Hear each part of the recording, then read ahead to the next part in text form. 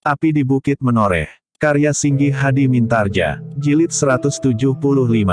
Meskipun mungkin orang itu juga tidak terkena sirepku, tetapi di malam hari, ia juga akan tidur sebagaimana kebiasaan seseorang. Dalam keadaan tidur, maka sirep itu akan mencekiknya semakin dalam sehingga tidak seorang pun akan dapat melawan. Para peronda adalah anak-anak muda yang akan segera kehilangan kesadarannya. Demikianlah, maka orang bertubuh kecil dan berjalan terbongkok-bongkok itu pada malam hari berikutnya telah menyiapkan segala sesuatunya yang akan dipergunakannya untuk memasuki gandok kanan rumah Ki Gede Menoreh. Ia akan berada di belakang gandok itu, dan kemudian menggali lubang di bawah dinding setelah memasang ilmu sirep. Ia berharap bahwa dalam keadaan tidur, ilmu sirepnya akan semakin menyenyakkan tidur seseorang. Ketika malam menjadi semakin dalam, dan rumah Ki Gede itu pun telah menjadi sepi, maka orang itu pun mulai melakukan tugasnya. Ia merayap dari satu halaman ke halaman yang lain. Tanpa kesulitan apapun juga, maka ia berhasil mendekati gandok kanan rumah Ki Gede. Untuk beberapa saat lamanya, orang itu menunggu dengan sabarnya di belakang gandok rumah itu. Sambil duduk bersandar sebatang pohon melinjo, orang itu kemudian tersenyum dan berkata kepada diri sendiri, semuanya akan berlangsung dengan mudahnya. Semua orang sudah tertidur, sirepku hanya akan menekankan kesenyapan di dalam diri, memperdalam mimpi yang pahit.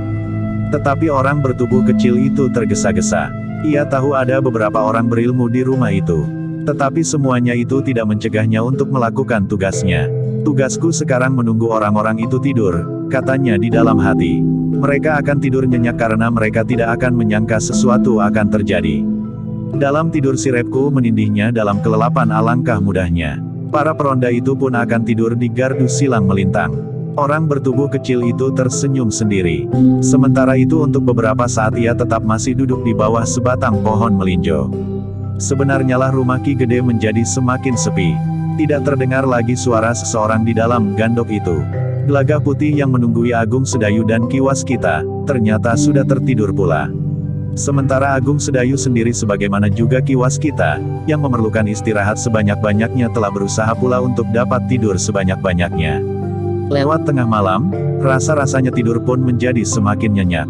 Agung Sedayu dan Ki Waskita yang masih saja digelitik oleh perasaan sakit dan berusaha melupakannya dalam tidurnya, merasa betapa nyenyaknya ia tidur malam itu.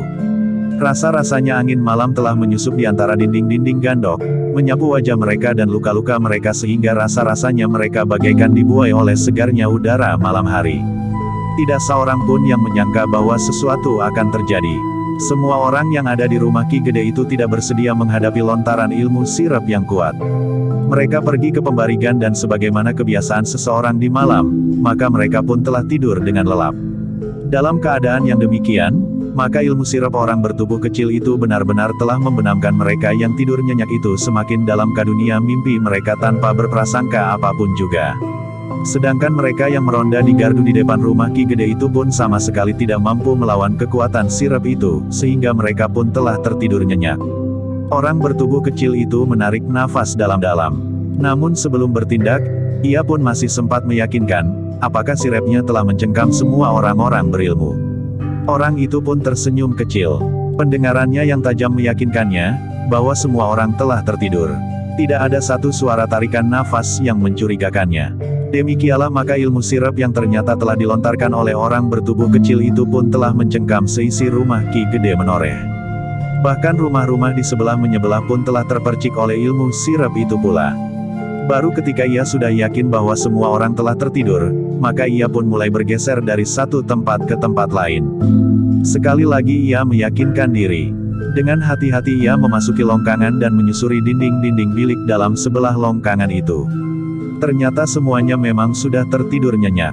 Ketika orang itu pergi ke halaman depan, maka dilihatnya para peronda pun terbaring silang melintang. Bahkan dua orang anak muda telah tertidur dengan nyenyaknya di belakang gardu. Nampaknya mereka sedang duduk beristirahat sambil menguliti kacang. Namun akhirnya mereka telah tertidur, sementara kacang yang sudah dikulitinya berserakan di tanah. Orang bertubuh kecil dan berjalan terbongkok-bongkok itu tersenyum. Katanya, semuanya berlangsung jauh lebih mudah dari yang aku perkirakan. Akhirnya orang itu pun kembali ke belakang gandok sebelah kanan. Ia sudah menyiapkan sebatang linggis dan alat pencukil. Ia harus mencungkil sebuah lubang dan masuk ke dalamnya. Orang itu meraba sebuah pisau belati di pinggangnya. Katanya, "Aku tidak memerlukan banyak sekali pisau-pisau kecil untuk membunuh lawanku, sebagaimana harus jadi di dalam satu perkelahian. Aku hanya memerlukan sebilah pisau belati. Dan pisau ini akan menembus jantung Agung Sedayu dan Kiwas kita." Demikianlah, maka sesaat kemudian, orang itu pun mulai dengan pekerjaannya.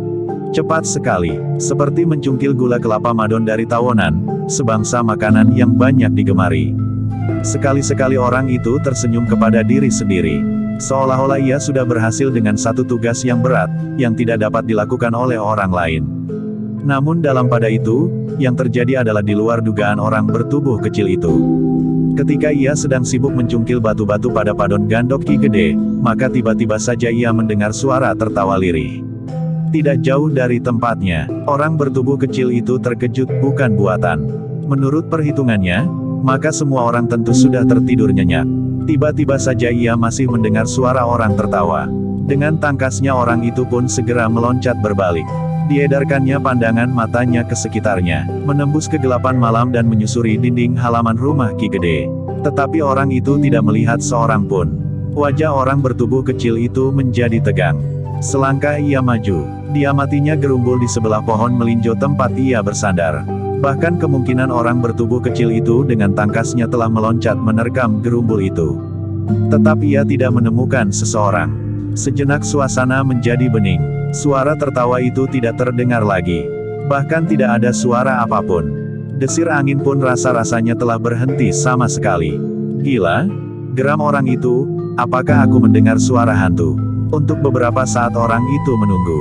Namun tidak terdengar suara apapun juga, sehingga akhirnya orang itu berkata kepada diri sendiri, "Aku tidak peduli, aku akan segera masuk ke dalam gandok. Membunuh Agung Sedayu dan kemudian apapun yang terjadi, akan kuhadapi."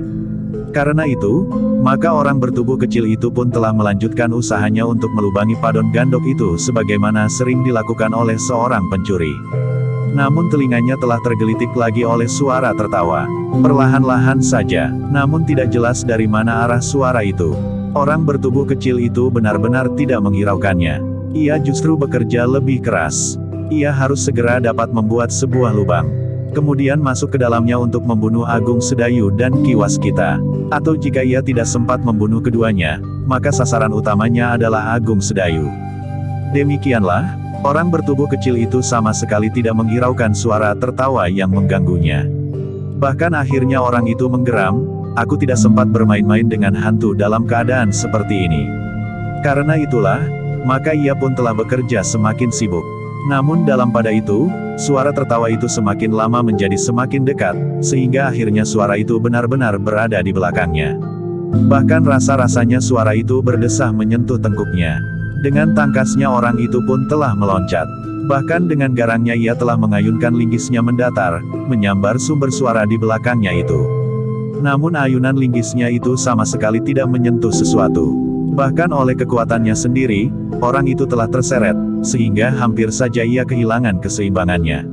"Iblis, setan alas," orang itu mengumpat, "jangan bersembunyi pengecut." Tetapi belum melihat sesuatu. Namun dalam pada itu, dari balik dinding halaman, tiba-tiba saja terdengar suara seseorang, "Aku tidak telaten guru. Aku akan membinasakannya." Suara itu terdiam, namun ternyata orang itu tidak menunggu lebih lama.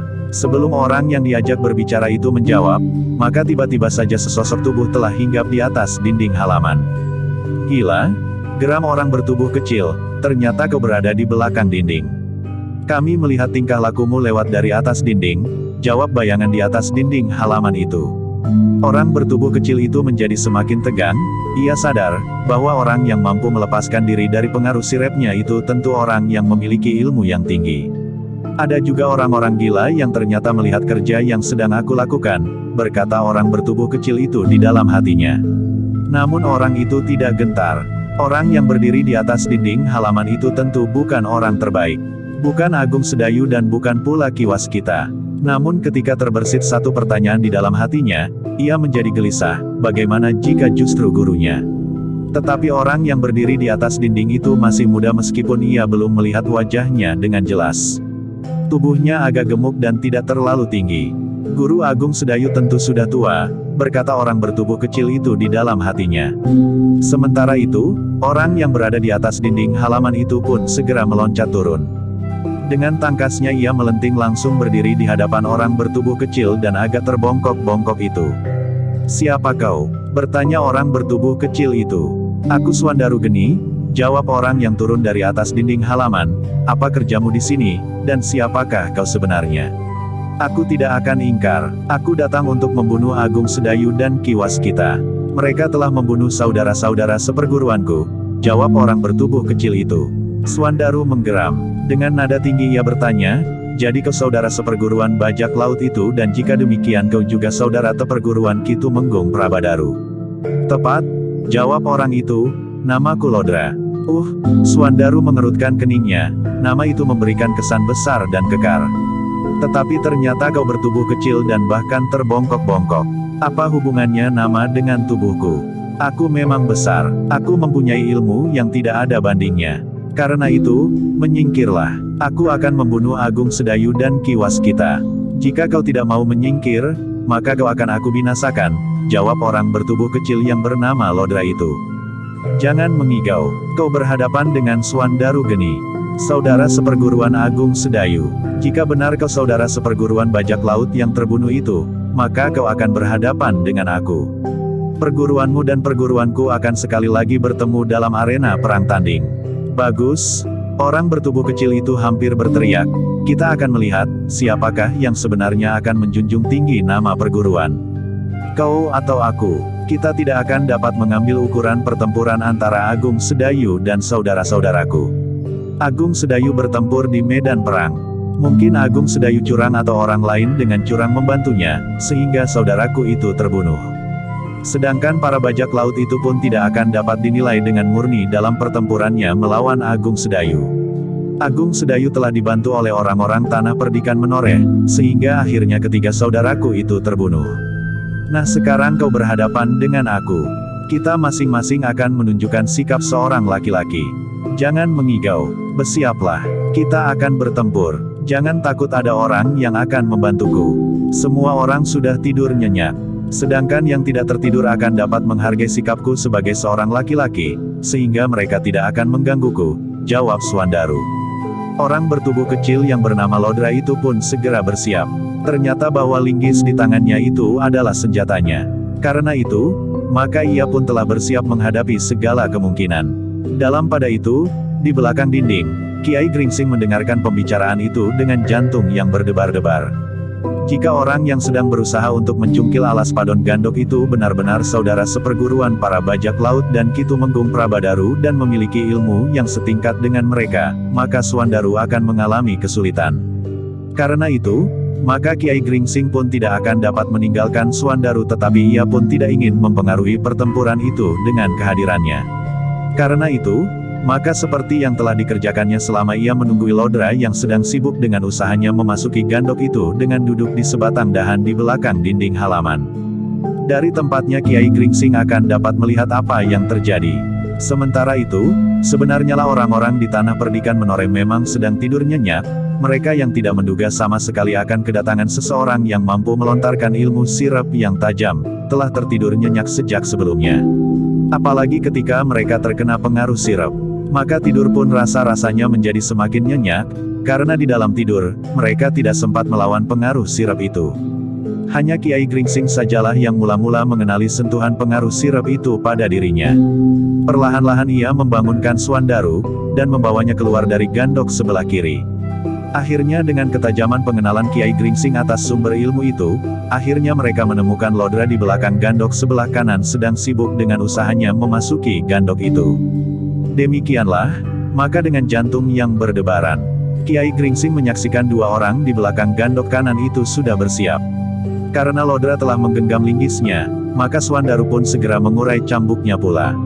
"Murid orang bereambuk, geram Lodra, sebagaimana Agung Sedayu bersenjata cambuk." "Seperti kau lihat," sahut Swandaru, "aku memang saudara seperguruannya." Orang bersenjata linggis itu mengangguk-angguk.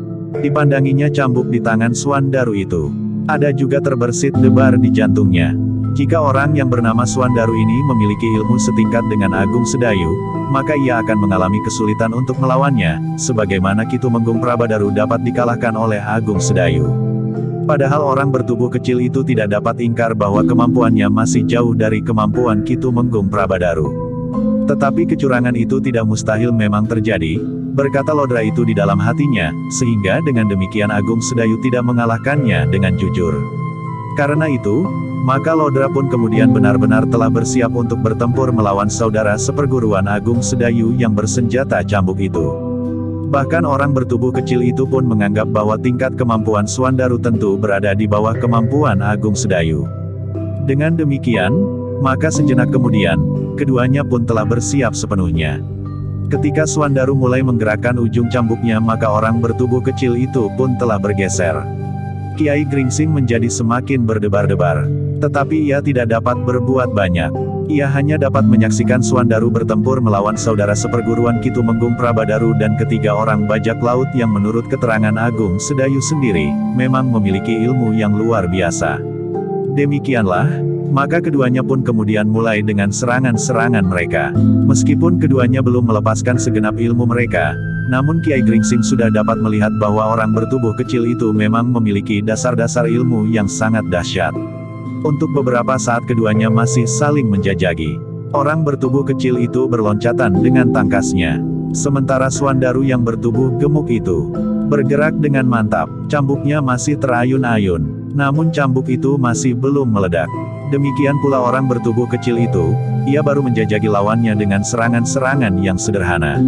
Linggisnya terayun mendatar menyambar tubuh lawannya. Namun serangan masih belum merupakan serangan yang dapat membahayakan. Namun demikian, tataran demi tataran keduanya telah meningkatkan ilmu mereka. Keduanya bergerak semakin cepat, sementara senjata mereka pun telah berputaran semakin cepat pula.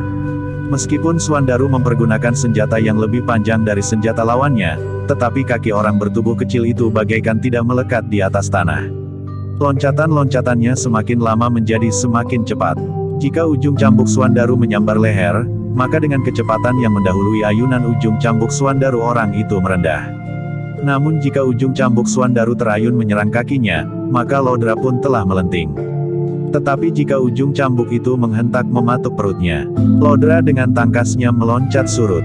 Namun demikian kakinya menyentuh tanah serta ujung cambuk Suandaru berdesing di depan tubuhnya, maka dengan kecepatan yang tinggi, Lodra telah meloncat sambil menyerang dengan ayunan linggisnya. Gila! Geram Suandaru, orang ini cukup tangkas. Ia mampu bergerak terlalu cepat. Tetapi Suandaru memang belum sampai ke puncak kemampuannya. Ia masih meningkatkan ilmunya selapis demi selapis. Namun dalam pada itu, Lodra pun masih belum pula sampai pada batas kemampuannya. Jika Suandaru meningkatkan serangan-serangannya, maka Lodra pun mampu mengimbanginya dengan meningkatkan ilmunya pula. Dengan demikian maka pertempuran antara kedua orang itu pun semakin lama menjadi semakin seru. Keduanya menjadi semakin cepat bergerak. Bahkan serangan-serangan mereka pun menjadi semakin berbahaya. Dalam pada itu, maka ujung cambuk Suandaru pun telah mulai meledak. Hentakan-hentakan yang keras mulai menggetarkan udara malam di padukuhan yang sepi oleh kekuatan sirep orang bertubuh kecil itu. Karena itu, meskipun cambuk Suandaru meledak semakin lama semakin keras, namun para peronda di depan pintu gerbang halaman Ki Gede itu sama sekali tidak terganggu kenyenyakan tidur mereka. Sehingga dengan demikian, maka pertempuran antara kedua orang itu memang tidak akan terganggu. Tetapi ledakan cambuk Suandaru ternyata semakin lama menjadi semakin keras dan semakin sering. Udara malam pun seakan-akan telah terkoyak-koyak oleh ledakan-ledakan yang dahsyat itu. Sementara itu, ternyata ledakan cambuk Suandaru itu bukan saja telah menggetarkan jantung lawannya, namun juga telah menghentak dada mereka yang sedang tertidur nyenyak. Meskipun sebagian besar dari mereka yang sedang tertidur oleh pengaruh sirep, atau mereka yang memang sedang tertidur, namun yang kemudian telah ditindih pula oleh pengaruh sirep yang tajam itu, tidak terpengaruh oleh hentakan-hentakan cambuk Suandaru, namun ada juga di antara mereka yang mulai menggeliat. Betapapun juga, mereka yang memiliki ilmu yang tinggi, sempat berusaha untuk mengatasi perasaan kantuk mereka justru karena mereka telah terbangun oleh ledakan-ledakan cambuk itu. Ki Gede menjadi curiga terhadap perasaannya sendiri. Bagaikan sedang bermimpi ia mendengar cambuk meledak-ledak. Seolah-olah ia sedang berada di tengah sawah menunggui seorang yang sedang membajak. Demikian malasnya 2 ekor lembu yang menarik bajak itu sehingga orang yang sedang membajak itu menjadi marah dan mengayunkan cambuknya berkali-kali. Namun akhirnya Ki Gede itu pun terbangun. Ia sadar bahwa ia sedang bermimpi. Namun matanya rasa-rasanya tidak mau terbuka juga. Pengalaman yang mengendap di dalam dadanya, telah mendorong Ki Gede justru untuk mengenali keadaan yang demikian. Ia telah memaksa diri untuk mengerti, apa yang sedang terjadi atas dirinya itu. Kecurigaan Ki Gede atas keadaannya itu justru telah mendorongnya untuk melawan perasaan kantuknya yang mencengkamnya. Ketika cambuk Swandaru sekali lagi meledak, maka Ki Gede pun telah menyadari keadaan sepenuhnya. Dan Ki Gede pun telah menyadari bahwa padukuhan induk tanah perdikan Menore itu telah terkena oleh sirep yang tajam, terutama di rumahnya dan di sekitarnya. Ki Gede pun kemudian telah mempersiapkan diri. Setelah membenahi pakaiannya, maka ia pun telah menggapai senjatanya. Perlahan-lahan ia keluar dari biliknya. Ketika ia melihat bilik yang dipergunakan oleh Pandan Wangi dan Sekar Mirah masih tertutup rapat, maka ia pun menarik nafas dalam-dalam.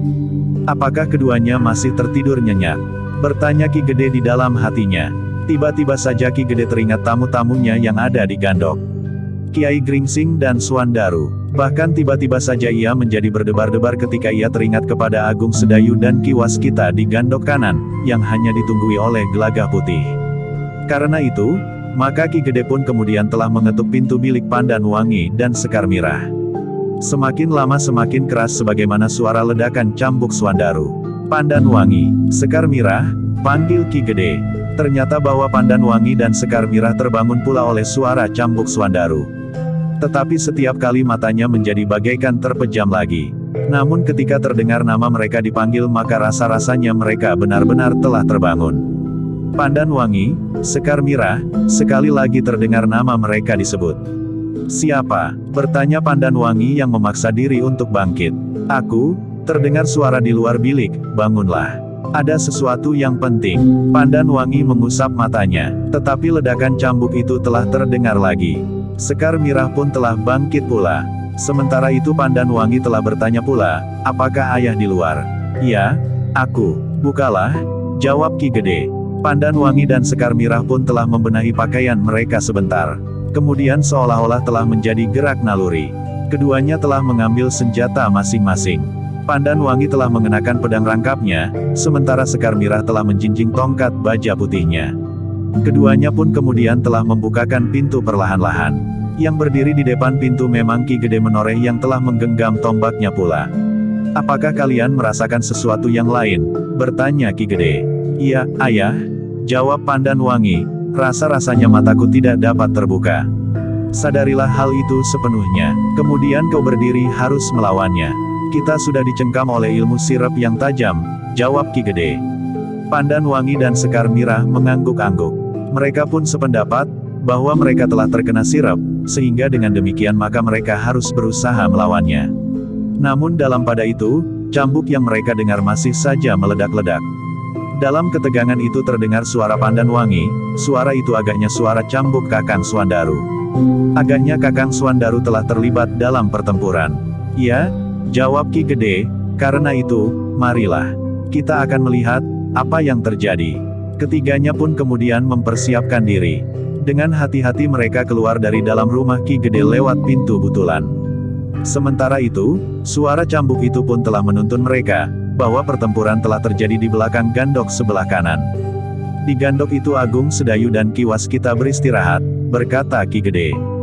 Hanya ditunggui oleh Gelagah Putih, desis Sekar Mirah. Kita percaya kepada anak itu, ia memiliki ilmu yang cukup. Menurut penilaian kita, jika terjadi sesuatu, anak itu dapat berbuat sesuatu sambil menunggu kehadiran para peronda.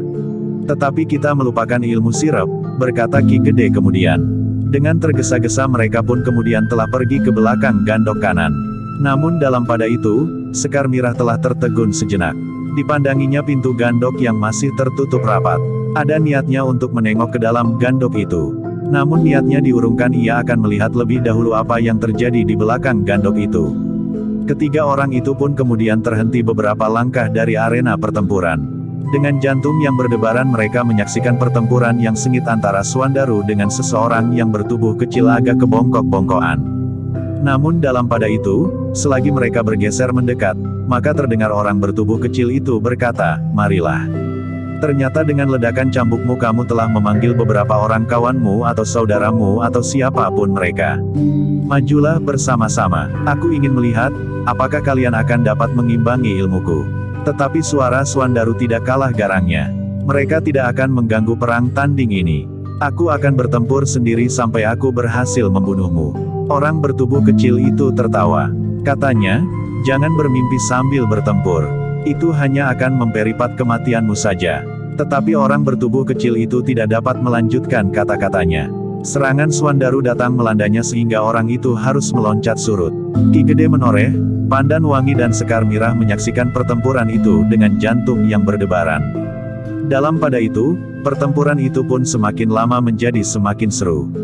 Cambuk Swandaru meledak-ledak bagaikan petir di mangsa kesanga. Beruntun, susul menyusul tidak henti-hentinya. "Gila," geram lawannya, "cambukmu tidak menyentuh kulitku." Tetapi suaranya memekakkan telinga. Swandaru menggeram, ia memutar cambuknya semakin cepat. Namun dalam pada itu, Swandaru yang telah mempelajari berbagai ilmu dengan matang, sementara itu dengan tekun ia meningkatkan kekuatan tenaganya dan membuat tenaga cadangannya semakin mapan, maka hentakan cambuknya pun menjadi semakin gegirisi. Pada saat-saat terakhir, Swandaru telah menekuni isi kitab gurunya meskipun baru untuk waktu yang singkat. Namun dalam waktu yang singkat itu, Swandaru berhasil menempatkan jalur-jalur kekuatan tenaga cadangannya semakin mapan. Sehingga seakan-akan kekuatan jasmaniahnya dalam saat-saat tertentu sebagaimana dikehendaki menjadi semakin berlipat. Sementara itu, lawannya pun telah meningkatkan ilmunya pula. Ternyata lawannya mampu bergerak terlalu cepat. Bagaikan bayangan dalam keremangan malam, orang bertubuh kecil itu berterbangan di sekitar Swandaru. Namun cambuk Swandaru seakan-akan selalu memburunya. Ketika cambuk itu meledak dan tidak menyentuh sasaran, tetapi mengenai dahan-dahan pepohonan, maka dahan-dahan itulah yang berpatahan. Tanah pun berhamburan dan pepohonan telah terguncang. "Gila," geram orang bertubuh kecil itu. Namun ia memperiayakan diri pada kecepatan geraknya. Bahkan dalam keadaan yang sulit, ia pun masih mampu menyerang. Linggis di tangannya menjadi seakan-akan seringan lidi. Sekali-sekali linggis itu terayun mendatar mengarah lambung. Namun kemudian mematuk ke arah dahi dan kadang-kadang menyambar kening. Dengan demikian, maka pertempuran itu benar-benar merupakan pertempuran yang dahsyat. Keduanya memiliki tenaga yang besar dan kemampuan yang tinggi. Ki Gede menoreh, Pandan Wangi dan Sekar Mirah menyaksikan pertempuran itu dengan tegang. Ki Gede dan Sekar Mirah yang melihat perang tanding di Watu Lawang, memang melihat lawan Swandaru itu memiliki beberapa unsur yang bersamaan dengan bajak laut yang bertempur melawan Agung Sedayu. Karena itu, maka Sekar Mirah pun menjadi cemas. Jika orang itu mampu mencapai puncak kemampuannya sebagaimana dilakukan oleh bajak laut itu, maka Sekar Mirah mencemaskan keadaan kakaknya. Meskipun Sekar Mirah kurang mendalami cara Agung Sedayu meningkatkan ilmunya, namun ia melihat bahwa ada perbedaan antara suaminya itu dan kakaknya meskipun keduanya berguru kepada orang yang sama. Agung Sedayu lebih menukik ke kedalaman ilmunya. Namun Swandaru lebih condong untuk memperbesar kemampuan wadaknya. Karena itulah, maka Swandaru condong untuk membuat tenaga cadangannya semakin mapan. Demikianlah pertempuran itu berlangsung semakin sengit. Keduanya telah meningkatkan kemampuan mereka, sehingga benturan-benturan ilmu keduanya pun tidak lagi dapat dihindari. Orang bertubuh kecil yang mampu bergerak dengan kecepatan yang luar biasa itu merasakan, bahwa kekuatan Swandaru terasa lebih besar dari kekuatannya. Karena itu, maka ia harus berbuat sesuatu yang dapat mengisi kekurangannya itu. Namun Swandaru yang menyadari bahwa kekuatannya melampaui kekuatan lawannya telah berusaha untuk tidak ragu-ragu membenturkan ilmunya. Jika sekali-sekali ujung linggis lodra itu menyentuh jurai cambuk Swandaru, terasa tangannya menjadi bergetar. Namun ia masih selalu mampu mempertahankan senjatanya sehingga tidak terlepas dari tangannya. Dalam pertempuran yang semakin meningkat itu, Kiai Gringsing masih tetap berada di tempatnya. Ia melihat Ki Gede, Pandan Wangi dan Sekar Mirah mendekati arena. Tetapi ia masih tetap mengamati pertempuran itu dari tempat yang tersembunyi. Namun dalam pada itu, ternyata yang mendengar ledakan cambuk Swandaru bukan hanya orang-orang yang tinggal di rumah Ki Gede itu saja. Di luar pedukuhan induk, suara itu pun telah memanggil seseorang yang sedang duduk dalam kegelapan. Ketika ia mulai mendengar suara cambuk Swandaru, maka hatinya menjadi berdebar-debar. Untuk beberapa saat itu berusaha untuk mengetahui dari arah manakah suara itu meledak-ledak. Orang itu menarik nafas dalam daun. Kemudian perlahan-lahan ia berjalan memasuki pedukuhan induk. Ternyata anak-anak muda yang berada di gardu-gardu di regol pun telah bertempur melawan Suandaru itu tidak cukup kuat untuk menguasai seluruh padukuhan. Namun ternyata ada kekuatan lain yang telah membantunya, sehingga seisi pedukuhan induk tanah perdikan menore itu pun telah terkena sirep pula. Dengan pasti orang itu menuju ke rumah Ki Gede. Karena ketajaman telinganya telah membawanya ke arah suara ledakan cambuk Suandaru. Tanpa ragu-ragu ia berjalan di sepanjang jalan padukuhan. Sehingga akhirnya ia pun telah berhenti di regol rumah Ki Gede. Dilihatnya beberapa orang terbaring di gardu, selebihnya ada pula yang tertidur di belakang gardu, sementara di tangannya masih tergenggam kacang yang sedang dikulitinya. Baru kemudian orang itu menjadi berhati-hati ia tidak memasuki halaman rumah Ki Gede lewat regol halaman. Tetapi ia pun telah menelusuri dinding. Sebelum sampai ke sudut halaman, maka dengan tangkasnya ia pun telah meloncat masuk. Dari balik gerumbul di bawah bayangan kegelapan, orang itu berusaha untuk dapat mengamati pertempuran di belakang gandok. Namun dari tempatnya, ia melihat beberapa orang yang menunggui pertempuran itu. Seorang laki-laki dan 2 orang perempuan. Orang itu menarik nafas dalam-dalam. Tetapi ia tidak berbuat apa-apa. Sementara itu, di tempat yang tersembunyi, ternyata Kiai Gringsing tidak saja memperhatikan mereka yang sedang bertempur. Ketika pertempuran itu sudah berlangsung cukup lama, namun anak-anak muda di gardu masih juga belum terbangun, maka Kiai Gringsing pun berusaha untuk memperhatikan suasana. Jika ilmu sirep itu hanya dilontarkan oleh orang bertubuh kecil dan terbongkok-bongkok itu, maka setelah sekian lama ia terlibat dalam pemusatan perhatiannya terhadap pertempuran yang sedang dilakukan, maka lambat laun ilmu sirep itu tentu akan mengendor. Ledakan cambuk Suandaru itu tentu akan segera membangunkan anak-anak muda yang sedang tertidur lelap, namun ternyata bahwa anak-anak itu masih belum juga terbangun. Tentu ada pengaruh lain kecuali yang dilontarkan oleh orang bertubuh kecil itu, berkata Kiai Gringsing di dalam hatinya. Namun dalam pada itu, sebenarnya lah di dalam gandok, Agung Sedayu, Ki Waskita dan bahkan Gelagah Putih telah terbangun. Tetapi Agung Sedayu dan Ki Waskita masih tetap berada di pembaringannya, tubuh mereka yang terluka masih belum memungkinkan untuk melakukan sesuatu. Yang dapat mereka lakukan hanyalah sekedar bangkit dan duduk dengan hati-hati di pinggir pembaringan. Beristirahatlah, jangan bangkit. Gelagah Putih berusaha untuk mencegah. Tetapi Agung Sedayu menjawab, tidak apa-apa. Keadaanku sudah bertambah baik hari ini.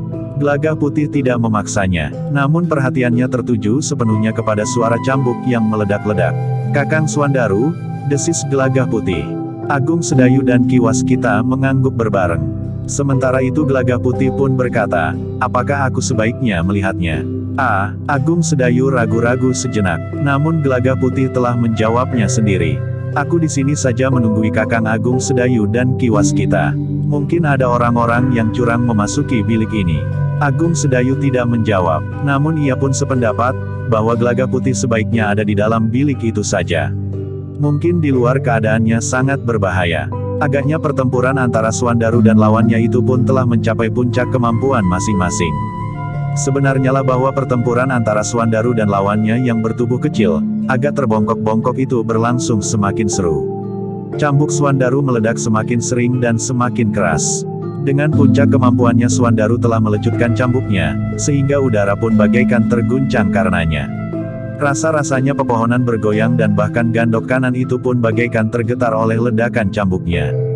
Dengan demikian, maka orang bertubuh kecil itu semakin lama nampaknya menjadi semakin terdesak. Karena cambuk itu berputar semakin cepat, maka seakan-akan orang bertubuh kecil itu tidak lagi mampu menembus untuk menyerang, sehingga dengan demikian maka yang dapat dilakukannya kemudian hanyalah sekedar meloncat menghindar. Orang itu pun tidak mau membenturkan kekuatannya langsung melawan ujung cambuk Suandaru, karena ia merasa bahwa kekuatan Suandaru ternyata lebih besar dari kekuatannya. Suandaru tidak mau kehilangan waktu. Ketika lawannya meloncat surut, maka ia pun telah memburunya. Ledakan cambuknya membuat lawannya meloncat ke samping. Namun dengan tiba-tiba saja cambuk Suandaru mengejarnya dengan ayunan mendatar. Orang bertubuh kecil itu tidak sempat mengelak sepenuhnya. Meskipun ia sudah berusaha menghindari ujung cambuk itu, namun ternyata bahwa kulitnya masih tersentuh juga. Terdengar orang itu mengumpat kasar. Sentuhan ujung cambuk Swandaru itu telah mengoyak kulitnya, sehingga sebuah luka telah menganga di lengannya. "Anak iblis," geram orang bertubuh kecil itu. "Kau telah melukai tubuhku." "Persetan," jawab Swandaru, "kau harus mati di sini." Swandaru sama sekali tidak mengendurkan serangannya. Bahkan cambuknya telah berputar semakin cepat. Orang bertubuh kecil itu benar-benar telah dibakar oleh kemarahan yang memuncak.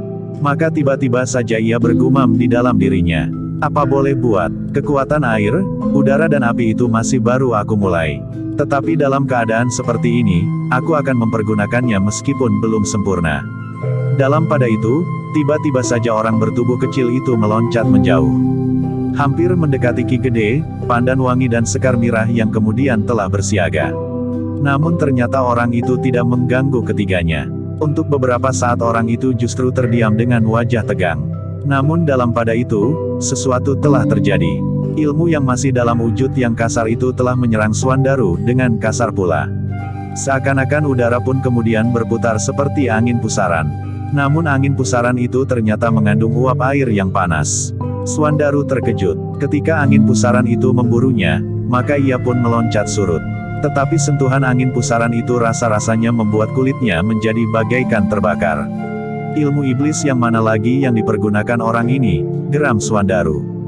Namun angin pusaran itu masih saja melingkar-lingkar mendekatinya. Swandaru menjadi berdebar-debar, tetapi ia tidak menjadi gentar. Ketika angin pusaran itu mendekatinya, maka tiba-tiba saja Swandaru telah menyerang angin pusaran itu dengan cambuknya.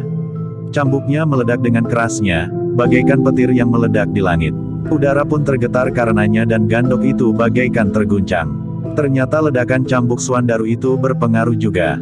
Udara bergulung-gulung itu bagaikan tergetar pula. Tetapi hanya untuk sesaat, angin yang bergulung yang tergetar oleh ledakan cambuk Swandaru itu bagaikan pecah dan memencar. Namun sejenak kemudian seolah-olah telah terhisap kembali dalam satu pusaran yang berputaran memburu Swandaru. Setiap kali Swandaru meledakkan cambuk dengan sepenuh kemampuannya, angin pusaran itu memang bagaikan menyibak. Dengan demikian, maka Swandaru pun kemudian berusaha untuk memecah sama sekali gumpalan angin pusaran itu. Karena itu, maka ia pun tidak sekedar meledakkan cambuknya sekali dua kali, tetapi berkali-kali. Usaha Swandaru itu nampaknya akan berhasil. Tetapi tiba-tiba saja ia telah tersengat udara panas di sekitarnya. Tidak lagi dalam gulungan angin pusaran. Namun udara di sekitarnya memang menjadi panas. Tetapi Swandaru cepat berpikir. Ia sadar bahwa sumber dari panasnya udara itu adalah orang bertubuh kecil itu. Ia teringat apa yang pernah dikatakan tentang lawan-lawan Agung Sedayu. Bahkan ada yang pernah mengatakan bahwa randu alas di tanah perdikan menoreh yang di bawahnya terjadi perang tanding antara Agung Sedayu dan Ajar Talpitu telah mati mengering. Dengan demikian, maka Swandaru telah bertindak cepat. Ia berusaha bertahan atas serangan panas yang bagaikan membakar kulitnya. Namun dalam pada itu, dengan loncatan panjang ia telah menyerang orang bertubuh kecil itu. Ternyata orang bertubuh kecil itu menjadi lengah. Ia melihat sambil tersenyum kesulitan yang dialami oleh Swandaru menghadapi ilmunya yang bagaikan angin pusaran. Bahkan ketika angin pusaran itu pecah, maka ia masih sempat menghembuskan kekuatan apinya sehingga udara menjadi bagaikan terbakar. Tetapi bahwa Swandaru telah dengan serta-merta menerobos perisai panasnya itu benar-benar di luar dugaan. Karena itu, maka ketika tiba-tiba cambuk Swandaru terayun ke arahnya, maka ia terlambat untuk menghindar. Sekali lagi ujung cambuk Swandaru itu mengenainya, justru pada saat ia berusaha meloncat. Karena itu, maka pahanya lah yang kemudian bagaikan terkoyak. Namun demikian, ternyata bahwa ia masih sempat meloncat menjauh sambil menghembuskan ilmunya. Sekali lagi udara yang bergulung-gulung bagaikan angin pusaran telah melanda Swandaru. Udara yang bagaikan mengandung uap air mendidih. Swandaru terkejut, dengan cepat ia berusaha menghindar. Meskipun demikian terdengar juga ia mengeluh. Panas udara itu tidak tertahankan. Sekali lagi Swandaru harus bertahan. Cambuknya segera meledak-ledak, dan sekali lagi Swandaru memecahkan pusaran angin yang mengandung uap panas itu. Namun yang seperti pernah terjadi, udara panaslah yang kemudian melandanya. Dalam pada itu, Ki Gede, Pandan Wangi dan Sekar Mirah pun merasakan sentuhan udara panas itu. Bagi Ki Gede, maka segera ia mengetahui bahwa tingkat ilmu orang itu masih berada di bawah kemampuan para bajak laut yang bertempur di Watu Lawang. Pengaruh udara panas itu tidak sedahsyat hembusan udara panas bajak laut yang di Watu Lawang. Pada jarak yang lebih jauh, maka udara panas itu terasa menggigit kulitnya. Apalagi serangan kabut yang hampir tidak kasat mata itu benar-benar sangat berbahaya. Sementara pusaran yang dihembuskan oleh orang bertubuh kecil itu adalah serangan yang kasar. Menurut pengamatan Ki Gede, jika Suandaru menghindar dan mengambil jarak semakin jauh, maka pusaran itu menjadi semakin lemah, sehingga pada saat jarak tertentu serangan itu sudah tidak berarti lagi. Namun Ki Gede mengagumi kecepatan berpikir dan bertindak Suandaru yang memasuki lingkungan serangan panas lawannya dan langsung menyerangnya. Yang menjadi berdebar-debar adalah Pandan Wangi dan Sekar Mirah. Meskipun Sekar Mirah mencemaskan juga bahwa ilmu orang itu masih belum seganas bajak laut yang bertempur melawan Asung Sedayu, namun ia sadar, bahwa kakaknya tidak memiliki perisai ilmu kebal seperti Agung Sedayu. Perisai yang ternyata masih mampu ditembus oleh lawan-lawannya yang memiliki ilmu yang sangat dahsyat itu. Tetapi Suandaru tidak menghiraukan udara panas yang membakar tubuhnya. Meskipun sambil berdesah, namun ia telah meloncat dengan loncatan-loncatan panjang menyerang lawannya. Meskipun lawannya tidak menjadi lengah, tetapi serangan Suandaru yang tidak kalah dahsyatnya dengan badai yang dilontarkannya itu, telah membuatnya terdesak pula. Ketika serangan Suandaru melibatnya pada jarak pendek tanpa menghiraukan panas di kulitnya, maka sekali lagi, cambuk Suandaru mengenai tubuh orang itu. Meskipun Suandaru menghentakkan cambuk dari arah dada, tetapi juntainya justru telah mengoyak lawannya pada punggungnya. Orang bertubuh kecil itu mengadu. Luka itu terasa betapa pedihnya. Namun Suandaru pun telah mengadu pula, karena kulitnya yang bagaikan terbakar oleh panasnya udara di sekitarnya. Orang bertubuh kecil itu berusaha untuk mengambil jarak. Tetapi Suandaru tidak melepaskannya. Kakinya yang melenting-lenting karena tanah tempat ia berpijak pun bagaikan menjadi bara. Namun ia masih tetap melibat lawannya pada jarak yang paling dekat yang dapat dicapainya. Dalam pada itu, di belakang gerumbul, di dalam kegelapan seseorang memperhatikan pertempuran itu dengan jantung yang berdebaran. Ia melihat orang bertubuh kecil dan terbongkok-bongkok itu mula-mula mampu mendesak lawannya. Tetapi ternyata lawannya memiliki ketahanan tubuh yang luar biasa, sehingga tanpa menghiraukan ilmu yang mampu membakar udara di sekitarnya itu. Namun orang itu pun berdesis, ilmu itu baru pada permulaan. Bersamaan dengan itu, Kiai Gringsing yang masih berada di tempat yang tersembunyi pun berdesis pula, ilmu itu masih pada tataran pertama. Mudah-mudahan Suandaru dapat mengatasinya. Meskipun demikian Kiai Gringsing pun menjadi berdebar-debar pula. Udara panas terpancar di sekitar orang bertubuh kecil itu memang menjadi hambatan utama dari serangan Suandaru. Tetapi ia mempunyai perhitungan tersendiri. Ia harus segera mampu menghancurkan lawannya, sehingga dengan demikian ia telah memadamkan sumber ilmu yang bagaikan membakar dirinya. Ternyata perhitungan Suandaru itu pun mengena pada sasarannya. Ketika cambuknya sekali lagi mengenai dada, maka darah pun telah memancar dari dada orang bertubuh kecil itu. Sehingga dengan demikian lukanya pun benar-benar telah mengganggunya. Bahkan Suandaru yang meloncat-loncat karena serangan panas itu masih sempat sekali lagi melecutkan cambuknya sendal pancing. Serangan yang justru telah menentukan akhir dari pertempuran itu. Serangan terakhir Suandaru itu telah mengenai leher lawannya. Ketika ujung cambuk itu menghentak, maka kara-kara baja di juntai cambuk itu telah menyobek kulit dan daging di leher lawannya. Terdengar keluhan melengking. Sejenak orang bertubuh kecil itu masih tertahan berdiri tegak dengan mata yang memancarkan kemarahan yang tidak ada taranya. Namun sejenak kemudian, maka tubuh itu pun telah roboh terguling di tanah. Bersamaan dengan itu, maka ilmu yang terpancar dari orang bertubuh kecil itu pun lambat laun telah mengendor dan akhirnya lenyap pula. Namun dalam pada itu, rasa-rasanya Suandaru sudah tidak dapat bertahan lagi. Dengan keringat yang membasahi seluruh tubuhnya, serta perasaan panas yang membuat sakitnya bagaikan hangus, Suandaru terhuyung-huyung sejenak. Namun kemudian ia pun telah jatuh terduduk. Kakang Suandaru, Pandan Wangi dan Sekar Mirah memekik hampir bersamaan.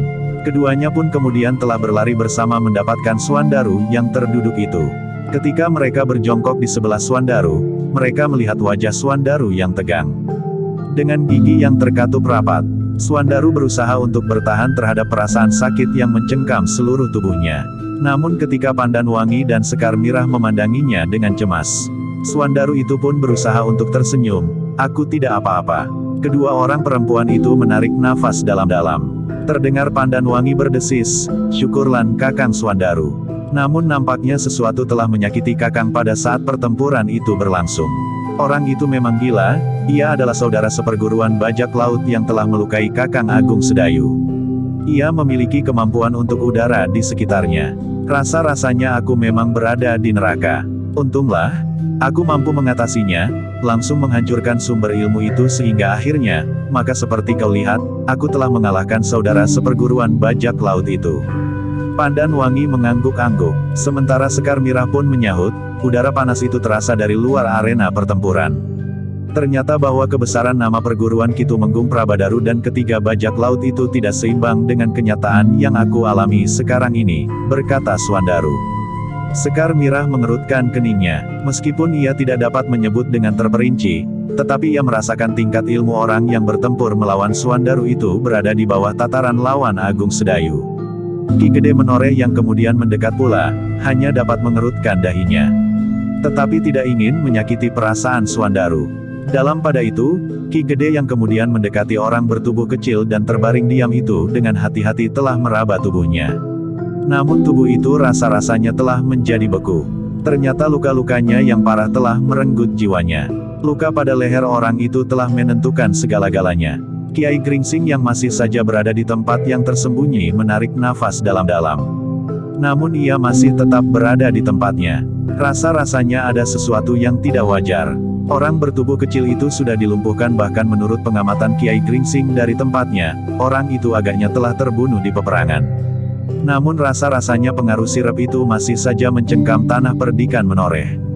Dalam pada itu, maka Ki Gede pun kemudian berkata kepada Swandaru, "Marilah Angger, kita naik ke pendapa, mungkin Angger memerlukan pertolongan." Swandaru mengerutkan keningnya, namun kemudian katanya, "Aku tidak apa-apa Ki Gede.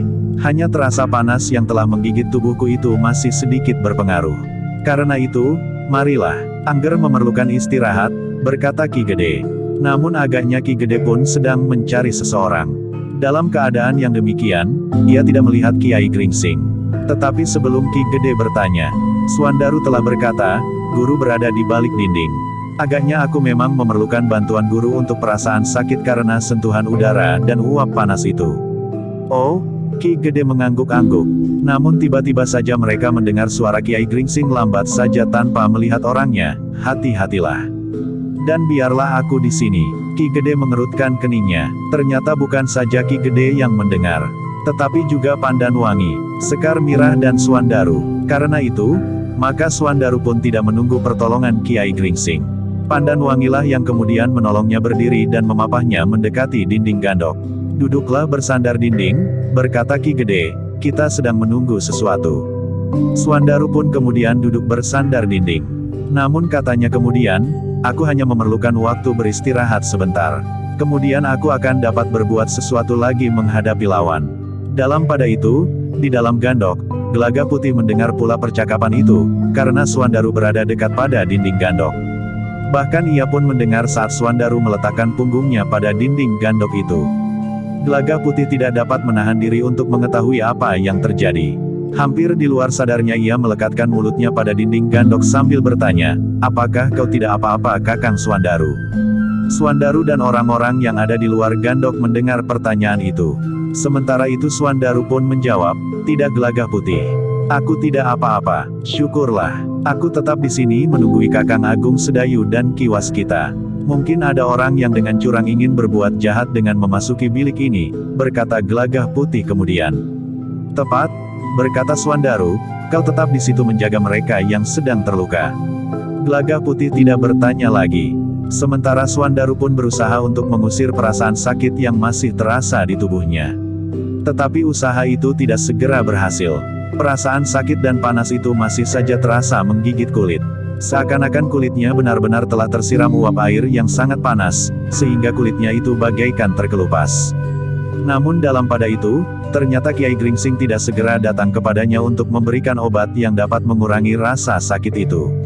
Sehingga karena itu, maka untuk sesaat ia harus berusaha mengatasi perasaannya itu tanpa pertolongan obat apapun juga. Ki Waskita, Pandan Wangi dan Sekar Mirah masih saja berdebar-debar. Jika tidak ada sesuatu maka Kiai Gringsing tentu sudah berjalan mendapatkan muridnya yang terluka itu. Sebenarnya lah saat itu seseorang sedang bergerak mendekati orang-orang yang berada di belakang gandok itu. Beberapa langkah dan mereka orang itu berhenti. Ki Gede, Pandanwangi, Sekar Mirah bahkan Suandaru pun melihat orang itu pula. Karena itu, maka mereka pun segera bersiaga. Tombak pendek di tangan Ki Gede pun telah merunduk. Sementara tangan Pandanwangi telah berada di hulu pedangnya. Dekat di sisi Suandaru, Sekar Mirah menggenggam tongkat baja putihnya semakin erat. Luar biasa, terdengar orang itu berdesis, kalian telah berhasil membunuh muridku.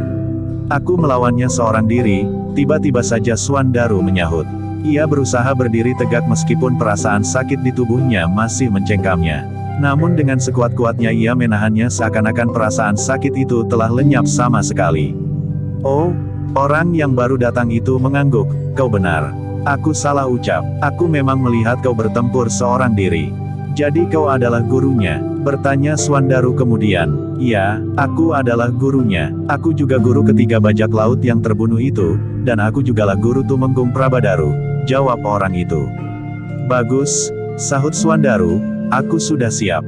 Jika kau merasa kehilangan kelima orang muridmu dan ingin menuntut balas, maka kini sudah tiba waktunya.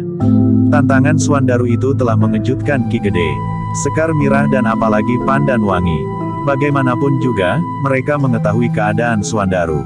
Apalagi jika ia harus bertempur melawan guru orang yang dibunuhnya itu. Namun tanggapan orang yang baru datang itu ternyata sangat mengejutkan pula, anak muda. Jangan memaksa diri untuk melakukan sesuatu yang tidak kau mengerti. Jangan kau sangka aku tidak melihat apa yang terjadi. Kau memang berhasil membunuh muridku yang terakhir. Tetapi bahwa kau kemudian ingin menempatkan diri melawanku adalah suatu mimpi yang sangat buruk. Seharusnya kau mampu menilai dirimu sendiri. Kau hampir saja kehilangan kesempatan untuk menyelamatkan diri melawan muridku yang terakhir. Bagaimana mungkin kau menantangku untuk bertempur? Kaulah yang tidak mampu menilai tingkat ilmu seseorang, jawab Suandaru, muridmu terbunuh tanpa dapat berbuat apapun juga. Apakah kau kira, meskipun kau garunya, memiliki ilmu dan kemampuan yang berlipat dari muridmu itu? Orang itu menarik nafas dalam-dalam. Katanya dengan nada rendah, aku hormat kepadamu anak muda. Kau memiliki keberanian yang luar biasa. Tetapi aku ingin menasehatimu. Mungkin gurumu tidak pernah melakukannya. Orang itu berhenti sejenak. Lalu, sebaiknya kau setiap kali membuat penilaian atas ilmu yang kau miliki. Tangga-tangga kemampuan yang pernah kau injak sampai tingkat kemampuan yang sekarang. Kemarahan Suandaru tiba-tiba saja meledak. Ia merasa terhina oleh kata-kata orang itu. Seakan-akan melupakan perasaan sakitnya Suandaru melangkah menyibak orang-orang yang berdiri di sekitarnya. Kau lihat Kisanak, geram Suandaru, aku dapat membunuh muridmu tanpa cedera sama sekali. Orang itu mengerutkan keningnya, Ki Gede menoreh menggamit Suandaru agar ia dapat mengekang dirinya sedikit. Tetapi Suandaru sama sekali tidak menghiraukannya. Orang yang datang kemudian itu berdiri tegak dengan sikap yang ragu. Namun kemudian orang itu bertanya, apakah kau ingin melihat, apakah kau akan mampu berbuat sesuatu atasku? Persetan, geram Suandaru, kau memang berani, menyenangkan mempunyai murid seperti kau. Tetapi gurumu masih harus memberimu beberapa pengarahan, berkata orang itu, baiklah. Jika kau memang ingin mencoba, marilah, mendekatlah. Aku berjanji untuk tidak bergerak sama sekali. Pergunakan cambukmu yang dahsyat itu. Sekali lagi aku berjanji, aku tidak akan menggerakkan ujung jari kakiku sekalipun. Kata-kata itu benar-benar satu penghinaan yang membuat darah Suandaru mendidih. Tiba-tiba saja Suandaru telah memutar cambuknya, dan sejenak kemudian cambuk itu pun telah meledak. Sikap Suandaru itu benar-benar mencemaskan orang-orang yang menyaksikannya. Pandanwangi berusaha untuk menenangkannya. Tetapi Suandaru justru mendorongnya menjauh sambil berkata, aku ingin membungkam kesombongannya dengan cambukku sebagaimana telah terjadi atas muridnya. Pandanwangi yang terdorong beberapa langkah benar-benar menjadi cemas. Tetapi ia tidak dapat berbuat apa-apa meskipun ia tidak menganggap bahwa guru orang yang telah melawan dan terbunuh oleh Suandaru itu melampaui kemampuan setiap orang, tetapi keadaan Suandaru masih belum mengizinkan. Suandaru masih dicengkam oleh perasaan sakit. Hanya karena darahnya yang telah mendidih sajalah maka rasa sakit itu telah dilupakannya. Dalam pada itu, Ki Gede dan Sekar Mirah sama sekali tidak juga dapat mencegahnya. Jika Pandanwangi, istrinya tidak didengarnya, maka apalagi orang lain. Sementara itu, Suandaru pun telah melangkah semakin dekat. Orang yang menyebut dirinya guru lawannya yang sudah terbunuh itu benar-benar masih tetap berdiri tegak dan tidak bergerak. Satu sikap yang sangat menyakitkan hati. Demikianlah, ketika Suandaru sudah siap untuk bertempur melawan orang yang berdiri tegak itu, Kiai Gringsing pun dicengkam oleh keraguan-raguan. Ada niatnya untuk mencegah Suandaru, karena mungkin bahwa orang yang datang itu benar-benar memiliki kemampuan yang tinggi. Sikapnya, kata-katanya dan sirep yang masih terasa mencengkam padukuhan induk tanah perdikan menoreh. Namun, ternyata Kiai Gringsing tidak berbuat sesuatu. Tiba-tiba saja timbul niatnya untuk sedikit memberi peringatan kepada Suandaru, bahwa ilmunya bukanlah ilmu terbaik yang pernah dimiliki oleh semua orang. Ia berharap bahwa dengan demikian Suandaru mengerti, bahwa yang dicapainya itu masih belum terlalu tinggi. Karena itu maka Kiai Gringsing pun kemudian mengurungkan niatnya untuk mencegah Suandaru. Bahkan mungkin dalam keadaan yang demikian Suandaru pun tidak akan mendengarkannya. Biarlah mendapat sedikit pengalaman yang mungkin akan berguna baginya. Namun dengan demikian Kiai Gringsing tidak ingin mengorbankan Suandaru. Ia sudah bersiap mencegah malapetaka yang dapat terjadi atas Suandaru jika lawannya benar-benar menyerangnya. Untuk menjaga segala kemungkinan, maka Kiai Gringsing pun telah siap dengan ilmunya yang gegirisi, yang akan dapat menjadi tabir yang akan melindungi Suandaru tanpa melakukan kecurangan dengan menyerang lawannya dari tempat yang tersembunyi. Tetapi untuk selanjutnya, Kiai Gringsing menjadi berdebar-debar. Ia sadar, bahwa dalam keadaan yang memaksa, maka ia harus berbuat sesuatu. Sebenarnya aku sudah ingin menjauhi dunia kekerasan seperti ini, berkata Kiai Gringsing di dalam hatinya, sudah waktunya untuk menyepi, merenungi hidup yang sudah dijalani. Tetapi Kiai Gringsing tidak akan sampai hati melepaskan muridnya dalam keadaan yang paling sulit seperti itu. Dalam pada itu, Suandaru pun melangkah semakin dekat. Cambuknya berputaran dan meledak-ledak. Namun ia masih belum sampai pada satu pijakan yang dapat menjangkau lawannya dengan ujung cambuknya. Kiai Gringsing menjadi semakin berdebar-debar ketika Suandaru melangkah lebih dekat lagi. Ia tahu apa yang akan dilakukan oleh orang yang baru datang itu. Karena itu, maka Kiai Gringsing pun telah bersiap sepenuhnya.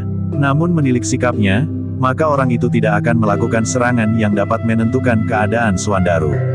Agaknya orang itu pun hanya ingin sekedar menunjukkan kepada Suandaru, bahwa anak muda yang gemuk itu bukannya lawannya yang seimbang. Dalam pada itu, ketika Suandaru maju selangkah lagi, tangannya sudah mengayunkan cambuknya. Dari tempatnya jika ia maju selangkah maka ujung cambuknya akan dapat menjangkau lawannya. Aku akan melihat, apakah kulitnya kebal dan tidak akan terluka oleh ujung cambukku, geram Suandaru di dalam hatinya. Namun ketika Suandaru mengangkat kakinya untuk melangkah maju, tiba-tiba saja ia terkejut. Di luar sadarnya ia pun telah meloncat beberapa langkah surut. Demikian ia siap untuk melangkah maju. Tiba-tiba saja tanah di hadapannya seakan-akan telah meledak, meskipun tidak terlalu keras. Dan dalam tanah seakan-akan telah menyembur asap dan api yang menjilat. Gila, geram Suandaru, tetapi api yang hampir menjilatnya itu sudah terasa panasnya bagaikan membakar kulitnya.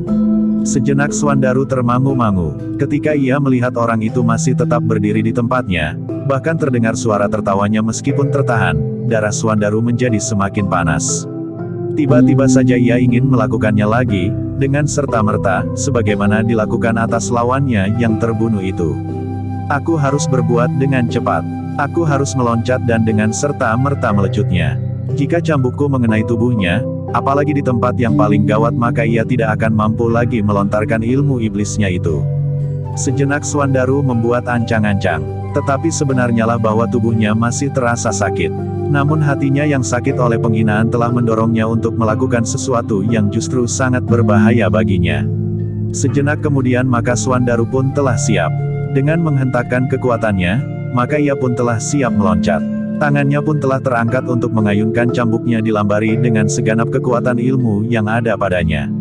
Namun demikian Suandaru meloncat, maka sekali lagi setapak di hadapannya telah menyembur asap api dari dalam tanah.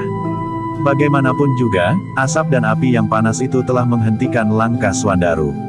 Bahkan ia pun telah meloncat surut pula karena panas yang menyentuh tubuhnya. Suandaru menggeram, kemarahannya telah menghentak-hentak dadanya. Namun ia tidak dapat mengingkari kenyataan itu. Ternyata bahwa ia tidak dapat menembus panas yang dilontarkan oleh orang itu sebagaimana ia menembus udara yang panas di sekitar lawannya yang telah terbunuh. Guru dari lawannya yang telah terbunuh itu benar-benar dapat menghembuskan api. Bukan sekedar udara panas di sekitarnya. Namun Swandaru tidak dengan cepat menyerah. Ia masih berusaha beberapa kali. Namun akhirnya Swandaru itu pun menjadi letih. Apalagi tubuhnya yang masih terlalu lemah. Ketika usaha Swandaru menjadi mengendor, maka orang itu pun kemudian berkata, "Nah, anak muda. Nampaknya kau sudah menjadi letih. Baiklah, kita hentikan permainan ini. Aku ingin bermain-main dengan orang-orang yang sebayaku. Mungkin sebaya umurnya, atau mungkin sebaya ilmunya." Persetan, geram Swandaru. Namun sebenarnya lah bahwa ia sudah benar-benar kehabisan tenaga. Perasaan sakit di tubuhnya justru menjadi semakin terasa. Hanya karena harga dirinya yang sama sekali tidak mau tersentuh sajalah, maka Swandaru berusaha untuk tetap berdiri. Dalam pada itu, orang yang telah memberikan satu kenyataan yang sangat pahit bagi Swandaru itu pun kemudian berkata, "Anak muda. Aku sudah memenuhi janjiku. Aku sama sekali tidak bergerak. Meskipun hanya ujung jari kakiku. Sekarang, jangan ganggu aku lagi. Aku ingin mengundang orang yang kini memperhatikan permainan kita. Orang yang agaknya sudah ada di sini sejak terjadi perkelahian antara anak muda itu dengan muridku." Orang-orang yang ada di sekitar arena itu menjadi berdebar-debar. Mereka belum tahu pasti, siapakah yang dimaksud oleh orang itu. Mungkin salah seorang dari kedua orang perempuan yang ada di tempat itu, atau mungkin Ki Gede Menoreh. Namun ternyata bukanlah mereka yang dikehendaki. Dengan jantung yang berdebaran, maka ketiga orang itu melihat guru orang yang sudah terbunuh itu memutar tubuhnya. Berpaling kegelapan, ke arah sebatang dahan pohon yang tumbuh di belakang dinding halaman. "Kisanak," berkata orang itu, "nampaknya kau sama sekali tidak mengacuhkan peristiwa yang terjadi di tempat ini. Marilah, mungkin kita dapat berbicara serba sedikit. Menurut dugaanku, maka kau adalah salah seorang dari kawan anak muda yang berani ini, meskipun kau membiarkan saja apa yang telah terjadi sebagaimana ketiga orang yang menungguinya di sini." Dalam pada itu, Kiai Gringsing yang berada di sebatang dahan dalam kegelapan itu pun menarik nafas dalam-dalam. Ia sudah menduga bahwa orang itu tentu orang yang memiliki ilmu yang tinggi. Dan ia pun sama sekali tidak berusaha untuk melepaskan diri dari kemungkinan pengamatan orang itu, karena memang tidak ada orang lain yang pantas untuk menemuinya kecuali Kiai Gringsing sendiri. Karena itu, maka Kiai Gringsing pun kemudian meloncat turun. Sejenak kemudian maka ia pun telah muncul ketika ia meloncati dinding halaman dan memasuki halaman rumah Ki Gede di belakang gandok sebelah kanan. "Aku menghargai sikapmu Kisanak," berkata Kiai Gringsing, "kau tidak bersungguh-sungguh ketika kau berusaha meyakinkan muridku, bahwa kau memang orang yang memiliki ilmu yang luar biasa." "Oh, jadi kau adalah guru anak muda bercambuk itu?" bertanya orang itu. "Iya, Kisanak, akulah yang menuntunnya sekedar mengenal bagaimana caranya menggembala dengan cambuk," jawab Kiai Gringsing. "Kau agaknya suka merendahkan diri. Tetapi aku pun menghargai sikapmu dan sikap ketiga orang yang menunggui pertempuran ini. Kau dan ketiga orang ini sama sekali tidak berbuat sesuatu betapapun muridmu itu mengalami kesulitan. Agaknya mereka terbiasa bersikap jantan sebagaimana muridmu itu sendiri," berkata orang itu pula. "Mungkin memang begitu Kisanak. Namun dengan menyesal sekali, bahwa akhir dari pertempuran antara muridku dan muridmu itu bukanlah maksud kami," berkata Kiai Gringsing kemudian, "tetapi dalam pertempuran yang sengit dan dalam keadaan yang sulit, maka muridku merasa perlu untuk membela dirinya dengan menghentikan serangan-serangan muridmu." "Ah, jangan begitu Kisanak. Aku menganggapmu seorang yang rendah hati. Tetapi jika kau mengulangi kata-katamu itu, maka kau justru akan memberikan kesan seorang yang sombong, seolah-olah kebetulan saja muridku mati tanpa perjuangan yang sewajarnya dari muridmu hanya karena kesalahan kecil, maka muridku pun terpaksa terbunuh." "Maaf Kisanak," jawab Kiai Gringsing, "sama sekali bukan maksudku untuk mengatakan demikian. Aku hanya ingin mengatakan bahwa bukan kebiasaan kami untuk membunuh. Barangkali kau juga melihat dalam pertempuran itu, muridku telah terdesak. Cara satu-satunya yang dapat ditempuh adalah cara sebagaimana telah dilakukannya itu." Orang itu mengangguk-angguk. "Namun katanya, muridmu memang lebih baik dari muridku. Ia memiliki segalanya, kemampuan, keberanian dan kekuatan. Harga dirinya memang agak terlalu tinggi. Tetapi dengan itu ia mampu mengatasi perasaan sakitnya yang mencengkam." "Aku tidak apa-apa," Swandaru tiba-tiba saja berteriak. Orang itu tersenyum, sementara Kiai Gringsing berkata, "Beristirahatlah Swandaru. Kau memerlukan itu." Wajah Swandaru menjadi semakin tegang. Ia tidak tahu maksud gurunya. Tetapi kemudian ia menangkap arti kata itu sebagaimana dikatakannya. Ia memang memerlukan istirahat. Tetapi Swandaru tidak ingin menunjukkan kelemahannya kepada guru orang yang telah dibunuhnya. Juga kepada Pandan Wangi, Sekar Mirah dan Ki Gede, ia ingin mengatakan bahwa ia tidak mengalami sesuatu, sementara Agung Sedayu terluka. Karena itu, maka Swandaru masih tetap berdiri tegak, ia sama sekali tidak berdesah. Meskipun perasaan sakit dan panas masih tetap menggigit tubuhnya. Namun adalah di luar dugaan Swandaru ketika orang yang telah berhadapan dengan Kiai Gringsing itu berkata, muridmu tidak akan mau beristirahat Kisanak. Agaknya ia tidak ingin menunjukkan kelemahannya kepada gurunya. Kiai Gringsing tidak menjawab, meskipun ia sependapat dengan orang itu. Tetapi dalam pada itu, Swandarulah yang menggeram, kau terlalu sombong. Kau menganggap orang lain terlalu kecil. Tetapi orang itu tersenyum. Jawabnya, maaf anak muda, aku tidak menganggap kau terlalu kecil. Kau adalah orang yang mempunyai kelebihan dari mereka yang sebayamu dalam olah kanuragan. Seandainya kau melihat sesuatu yang tidak dapat kau atasi pada orang lain, misalnya aku, maka kau tidak perlu terlalu berkecil hati. Aku adalah orang yang jauh lebih tua berada di lingkungan olah kanuragan. Mungkin sebaya dengan gurumu. Karena itu, maka sulit bagimu untuk dapat mengimbangi kemampuanku. Bukan karena kekurangan padamu, tetapi adalah satu yang sangat wajar saja. Swandaru menggertakkan giginya, tetapi ia tidak dapat menjawab. Ia mengakui kebenaran kata-kata itu. Dan bahkan terasa pada Swandaru bahwa orang itu memang tidak menganggapnya kecil sesuai dengan tingkatnya dalam masa berguru. Dan menurut tanggapan Swandaru dan bahkan orang-orang yang berada di belakang Gandok itu, orang itu berkata dengan jujur. Dalam pada itu, karena Swandaru tidak menjawab, maka orang itu pun berkata kepada Kiai Gringsing, Kisanak, kau sudah melihat, bahwa muridku tidak dapat mengalahkan muridmu. Tetapi apakah itu ukuran, bahwa gurunya tidak akan dapat mengalahkan Kisanak? Tidak, jawab Kiai Gringsing, aku tidak berpendapat demikian. Aku memiliki tataran ilmu yang sama. Karena itu, kekalahan seorang murid dari satu perguruan, bukan ukuran bagi guru mereka. Kau benar-benar seorang yang rendah hati, berkata orang itu. Namun orang itu merasa heran, bahwa murid dan orang yang rendah hati itu mempunyai harga diri dan yang agak berlebihan. Kisanak, berkata Kiai Gringsing kemudian, kehadiran Kisanak sekarang ini tentu bukannya tanpa maksud. Mungkin Kisanak hanya sekedar mengikuti murid Kisanak. Tetapi mungkin ada maksud-maksud yang lain. Aku mohon kau dapat membayangkan perasaanku, jawab orang itu, sudah 5 orang muridku terbunuh.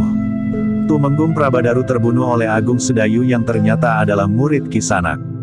Seorang dari muridku yang menjadi bajak laut itu dibunuh juga oleh Agung Sedayu. Sekarang, satu lagi muridku terbunuh oleh muridmu yang lain. Kau mendendam, bertanya Kiai Gringsing. Orang itu menarik nafas dalam-dalam. Katanya, hidupku menjadi gersang setelah murid-muridku terbunuh. Aku kira tidak ada gunanya lagi aku hidup lebih lama. Namun demikian, sebelum aku mati aku ingin menguji, apakah aku memang tidak memiliki kemampuan untuk mengajari muridku sebagaimana Kisanak mengajari Agung Sedayu. Sehingga ia mampu membunuh Ki Tumenggung Prabadaru, membunuh muridku yang menjadi bajak laut dan bahkan memiliki sisipan ilmu orang lain. Dan yang terakhir, muridmu yang lain telah membunuh muridku yang terakhir. Aku tidak ingin berbicara tentang Pangeran Benawa atau murid Hadiwijaya yang lain, karena aku merasa, bahwa aku memang tidak akan dapat mengimbanginya seandainya ia masih hidup sekarang ini.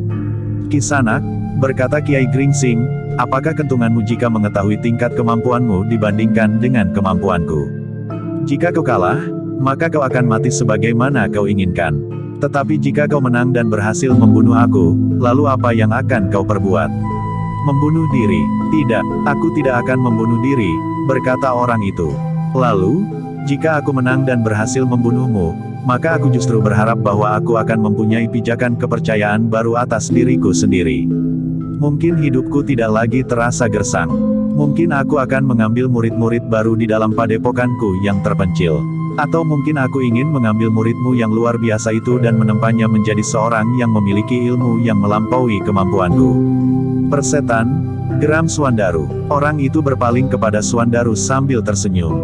Katanya, jika kau mendapat bimbingan yang bersungguh-sungguh, maka kau akan dapat menjadi seorang yang luar biasa. Aku tidak memerlukan kau, jawab Swandaru. Orang itu tidak menyahut lagi. Tetapi ia masih tersenyum. Kisanak, berkata Kiai Gringsing kemudian, aku pun mengerti bahwa yang kau lakukan adalah wajar. Kau merasa kehilangan karena murid-muridmu terbunuh. Tetapi apakah kau tidak mempunyai pertimbangan lain yang dapat merubah niatmu? Kisanak, berkata orang itu, jangan bersikap terlalu baik. Seharusnya kau dengan kasar menantangku dan mengharuskan aku di sini. Aku sudah siap untuk mati. Tetapi jika sikapmu terlalu baik, maka aku akan dapat berubah pikiran. Mungkin aku akan mengurungkan niatku untuk berkelahi. Namun dengan demikian, kau akan menyiksa aku seumur hidupku, atau yang urung hari ini itu sekedar menunda waktu. Karena akhirnya aku pun tidak akan dapat menahan siksaan yang demikian dan pada satu saat aku pun akan datang kepada Kisanak untuk bertempur. Sikapmu memang masuk akal Kisanak. Baiklah, jika kau tidak dapat mencari jalan lain, maka aku pun seharusnya tidak ingkar. 2 orang muridku telah menyakiti hatimu karena mereka telah membunuh 3 orang muridmu. Tetapi kau pun harus menyadari bahwa muridku melakukan pembunuhan itu dalam keadaan tanpa pilihan. Mereka dipaksa untuk melakukannya justru untuk membela diri. Orang itu pun menarik nafas dalam-dalam. Dipandanginya Kiai Gringsing dengan pandangan yang suram. Katanya kemudian dengan nada yang dalam, jangan sebut itu lagi Kisanak. Aku tahu bahwa murid-muridkulah yang telah mendesak murid-muridmu untuk membunuh mereka sendiri. Aku mengerti, dan sudah tentu aku sama sekali tidak mengajari mereka untuk melakukan hal-hal yang ternyata telah mereka lakukan. Aku sama sekali tidak bermimpi bahwa murid-muridku akan menjadi bajak laut.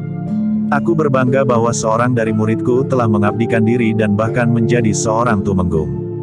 Tetapi ternyata bahwa jalan yang ditempuhnya juga sesat, tidak jauh berbeda dengan ketiga saudara seperguruannya yang menjadi bajak laut. Bahkan di antara murid-muridku telah timbul permusuhan yang membuat hatiku menjadi sakit. Aku tidak tahu, siapakah yang bersalah. Apakah murid-muridku, atau gurunya yang telah bersalah? Dan yang terakhir, aku mengambil muridku yang baru saja terbunuh itu dari dunia yang hitam pula. Aku menemukannya dalam keadaan yang sangat parah. Aku obati orang itu sehingga sembuh meskipun kemudian ia menjadi bongkok. Aku berharap ia akan dapat menjadi orang yang baik. Tetapi ketika ia mendengar keempat saudara seperguruannya terbunuh, maka aku tidak dapat mencegahnya untuk membalas dendam.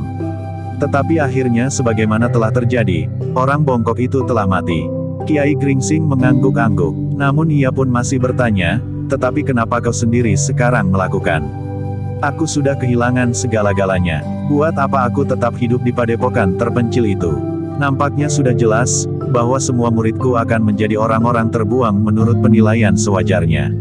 Seandainya aku bertahan untuk hidup terus dan mengambil murid lagi, maka agaknya ia juga akan menjadi orang-orang yang menempuh jalan salah seperti murid-muridku yang terdahulu, berkata orang itu. Kiai Gringsing mengerutkan dahinya, dipandanginya orang itu dengan tajamnya. Dalam keremangan malam ia tidak dapat melihat dengan pasti, kesan apakah yang tersirat pada wajahnya selagi ia bercerita tentang murid-muridnya. Namun nampaknya ia benar-benar menyesali dirinya sendiri. Sebagai seorang guru, maka ia telah kehilangan harapannya untuk melihat hasil dari bimbingannya. Bahkan seandainya murid-muridnya masih hidup, maka ia pun selalu diliayangi oleh perasaan kecewa, karena sikap murid-muridnya itu. Nah, sudahlah Kisanak, berkata orang itu kemudian, kita sudah berbicara panjang lebar. Semakin panjang kita berbicara maka nafsuku untuk bertempur menjadi semakin susut. Karena itu, kita sudahi pembicaraan kami. Kita NKW mulai dengan satu pertempuran yang akan memaksa kita masing-masing untuk mengurai kemampuan kita. Baiklah Kisanak, kita akan mengerahkan segenap kemampuan. Tetapi pada satu saat tertentu, kita akan berhenti, berkata Kiai Gringsing. Orang itu mengerutkan keningnya. Dengan ragu-ragu ia bertanya, apa maksudmu, bahwa pada suatu saat kita akan berhenti? Bukankah pada satu saat pertempuran di antara kita akan berhenti? Jawab Kiai Gringsing, pada saat salah seorang di antara kita sudah tidak mampu lagi untuk melawan, maka itu akan berarti pertempuran berhenti. Aku akan berhenti kalau kita sudah sampai pada batas mati Kisanak. Aku akan membunuhmu. Aku tidak akan berhenti sebelum kau mati. Entahlah apa yang akan kau lakukan atasku. Jika kau menang, apakah kau akan membunuh aku atau tidak, itu adalah persoalanmu. Kiai Gringsing menarik nafas dalam-dalam. Katanya, aku melihat sesuatu yang kau paksakan. Kau ingin kelihatan garang. Kau ingin menunjukkan bahwa kau adalah orang yang memiliki ketegasan bertindak. Tetapi sebenarnya kau adalah seorang yang berhati lembut. Kau tidak berbuat atas dasar nuranimu. Tetapi kau justru ingin menunjukkan bahwa kau dengan sikap seorang guru telah membela kematian murid-muridnya. Dan celakanya sikap itu adalah sikap yang kurang mapan bagi seorang guru yang baik. Yang justru sesuai dengan nuranimu. Cukup, bentak orang itu, apakah aku kurang garang? Dan apakah aku belum menunjukkan sikap seorang yang kasar, yang tidak menghiraukan pageran baik dan buruk, yang tidak mau mengerti persoalan orang lain dan yang menyimpan segala macam keburukan di dalam dirinya? Kisanak, berkata Kiai Gringsing, jangan paksa dirimu. Persetan, geram orang itu, kau coba untuk melunakkan hatiku dengan cara yang licik itu anak setan. Umpatanmu tidak meyakinkan, jawab Kiai Gringsing. Orang itu menarik nafas dalam-dalam. Tiba-tiba saja ia berpaling kepada Ki Gede Menoreh, Suandaru, Pandan Wangi dan Sekar Mirah. Katanya, kalian menjadi saksi. Aku tantang orang ini untuk berperang tanding. Kiai Gringsing melihat orang-orang yang berdiri dekat di sebelah gandok itu termangu-mangu. Agaknya mereka pun bingung melihat sikap orang itu. Sikap yang sulit untuk dimengerti. Namun dalam pada itu, Kiai Gringsing merasa bahwa ia tidak akan dapat mengelak lagi. Memaksa atau tidak memaksa diri orang itu telah menantangnya. Dan ia harus melayaninya. Demikianlah, muka orang itu pun kemudian bergeser agak menjauhi gandok itu. Ketika Kiai Gringsing pun bergeser pula, maka orang itu pun berkata, biarlah orang-orang di sekitar rumah ini tetap terkena pengaruh sirep. Aku tidak mau membuat mereka menjadi gelisah karena perkelahian ini. Aku sependapat Kisanak, jawab Kiai Gringsing.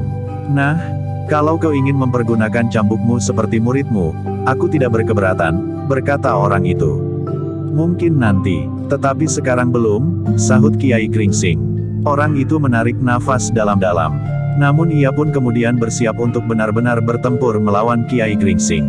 Sejenak kemudian, kedua orang itu pun sudah saling berhadapan dalam kesiagaan penuh untuk beberapa saat mereka masih belum berbuat sesuatu. Agaknya mereka sedang melihat kemungkinan-kemungkinan yang dapat mereka lakukan. Namun dalam pada itu, maka orang itu pun kemudian berkata, bersiaplah Kiai. Aku akan mulai. Aku sudah bersiap. Tetapi sebelum pertempuran ini terjadi, apakah kau dapat menyebut namamu? Tiba-tiba saja Kiai Gringsing bertanya. Baiklah, jawab orang itu, namaku tidak banyak dikenal orang. Yang mau menyebutnya, namaku adalah Kiai Jayaraga. Kiai Gringsing menarik nafas dalam-dalam. Nama itu tidak akan banyak artinya, karena orang itu akan dapat menyebut nama yang manapun juga. Bahkan orang itu akan dapat menyebut dirinya bernama Kiai Gringsing sekalipun. Namun demikian Kiai Gringsing itu pun kemudian berkata, baiklah Kiai Jayaraga. Kita akan mulai dengan perang tanding seperti yang kau kehendaki. Kiai Jayaraga tidak menjawab, tetapi tiba-tiba saja di hadapan Kiai Gringsing telah meledak sebagaimana terjadi pada saat Suandaru bersiap untuk menyerang orang itu. Seperti Suandaru Kiai Gringsing pun meloncat surut. Sementara itu, orang yang menyebut dirinya Kiai Jayaraga itu pun telah menyerangnya pula. Beberapa kali, setiap Kiai Gringsing meloncat menghindar, maka tiba-tiba saja di sebelahnya. Bahkan kadang-kadang terlalu dekat, telah berhembus seolah-olah dari dalam tanah, uap dan api yang panas. Kiai Gringsing menarik nafas dalam-dalam. Agaknya orang itu tidak ingin menjajaki kemampuan lawannya dari awal, ia langsung mempergunakan ilmunya yang dahsyat itu untuk menyerang. Dalam pada itu, karena Kiai Gringsing masih saja berloncatan menghindar, maka orang itu pun berkata, kau tidak bersungguh-sungguh Kisanak. Kiai Gringsing menarik nafas dalam-dalam. Katanya, kau memang aneh. Kau tidak mulai dari permulaan.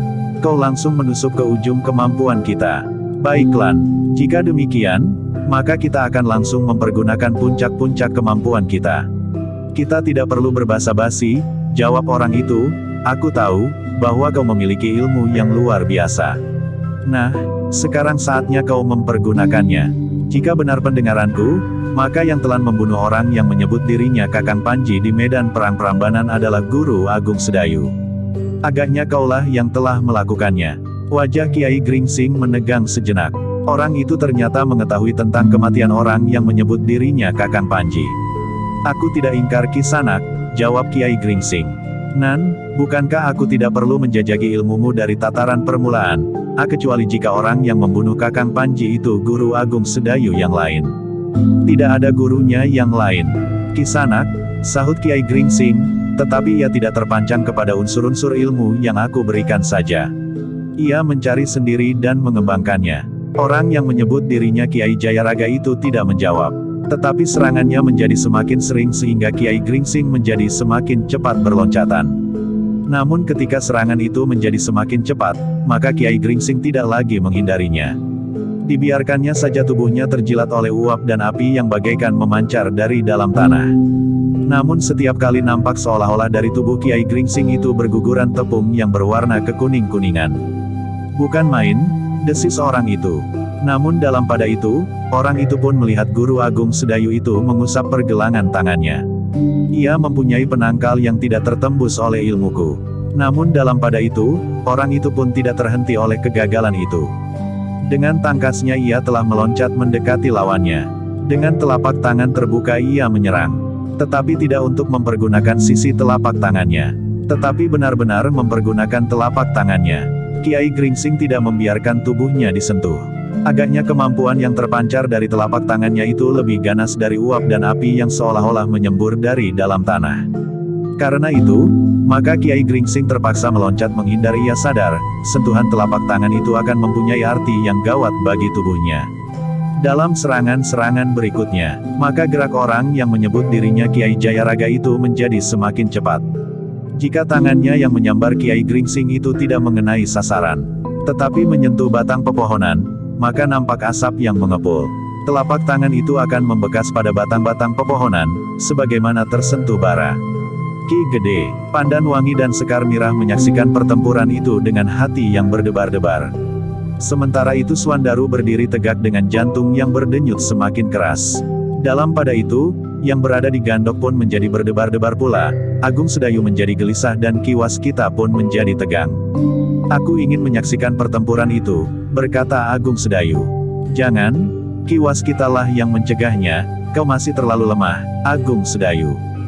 Jika kau berada di pinggir arena itu, maka dapat terjadi sesuatu yang tidak kita kehendaki atasmu. Menurut pendengaranku, kau adalah sasaran utama dari kehadiran orang-orang itu. Jika kau nampak oleh orang yang menyebut dirinya Jayaraga itu, maka ia akan dapat berbuat curang dengan menyerangmu dari jarak jauh, sementara kau masih belum cukup kuat untuk melawan atau menghindarkan diri. Agung Sedayu mengangguk-angguk, ia mengerti maksud Ki Waskita. Karena itu, maka ia pun mengurungkan niatnya untuk melihat.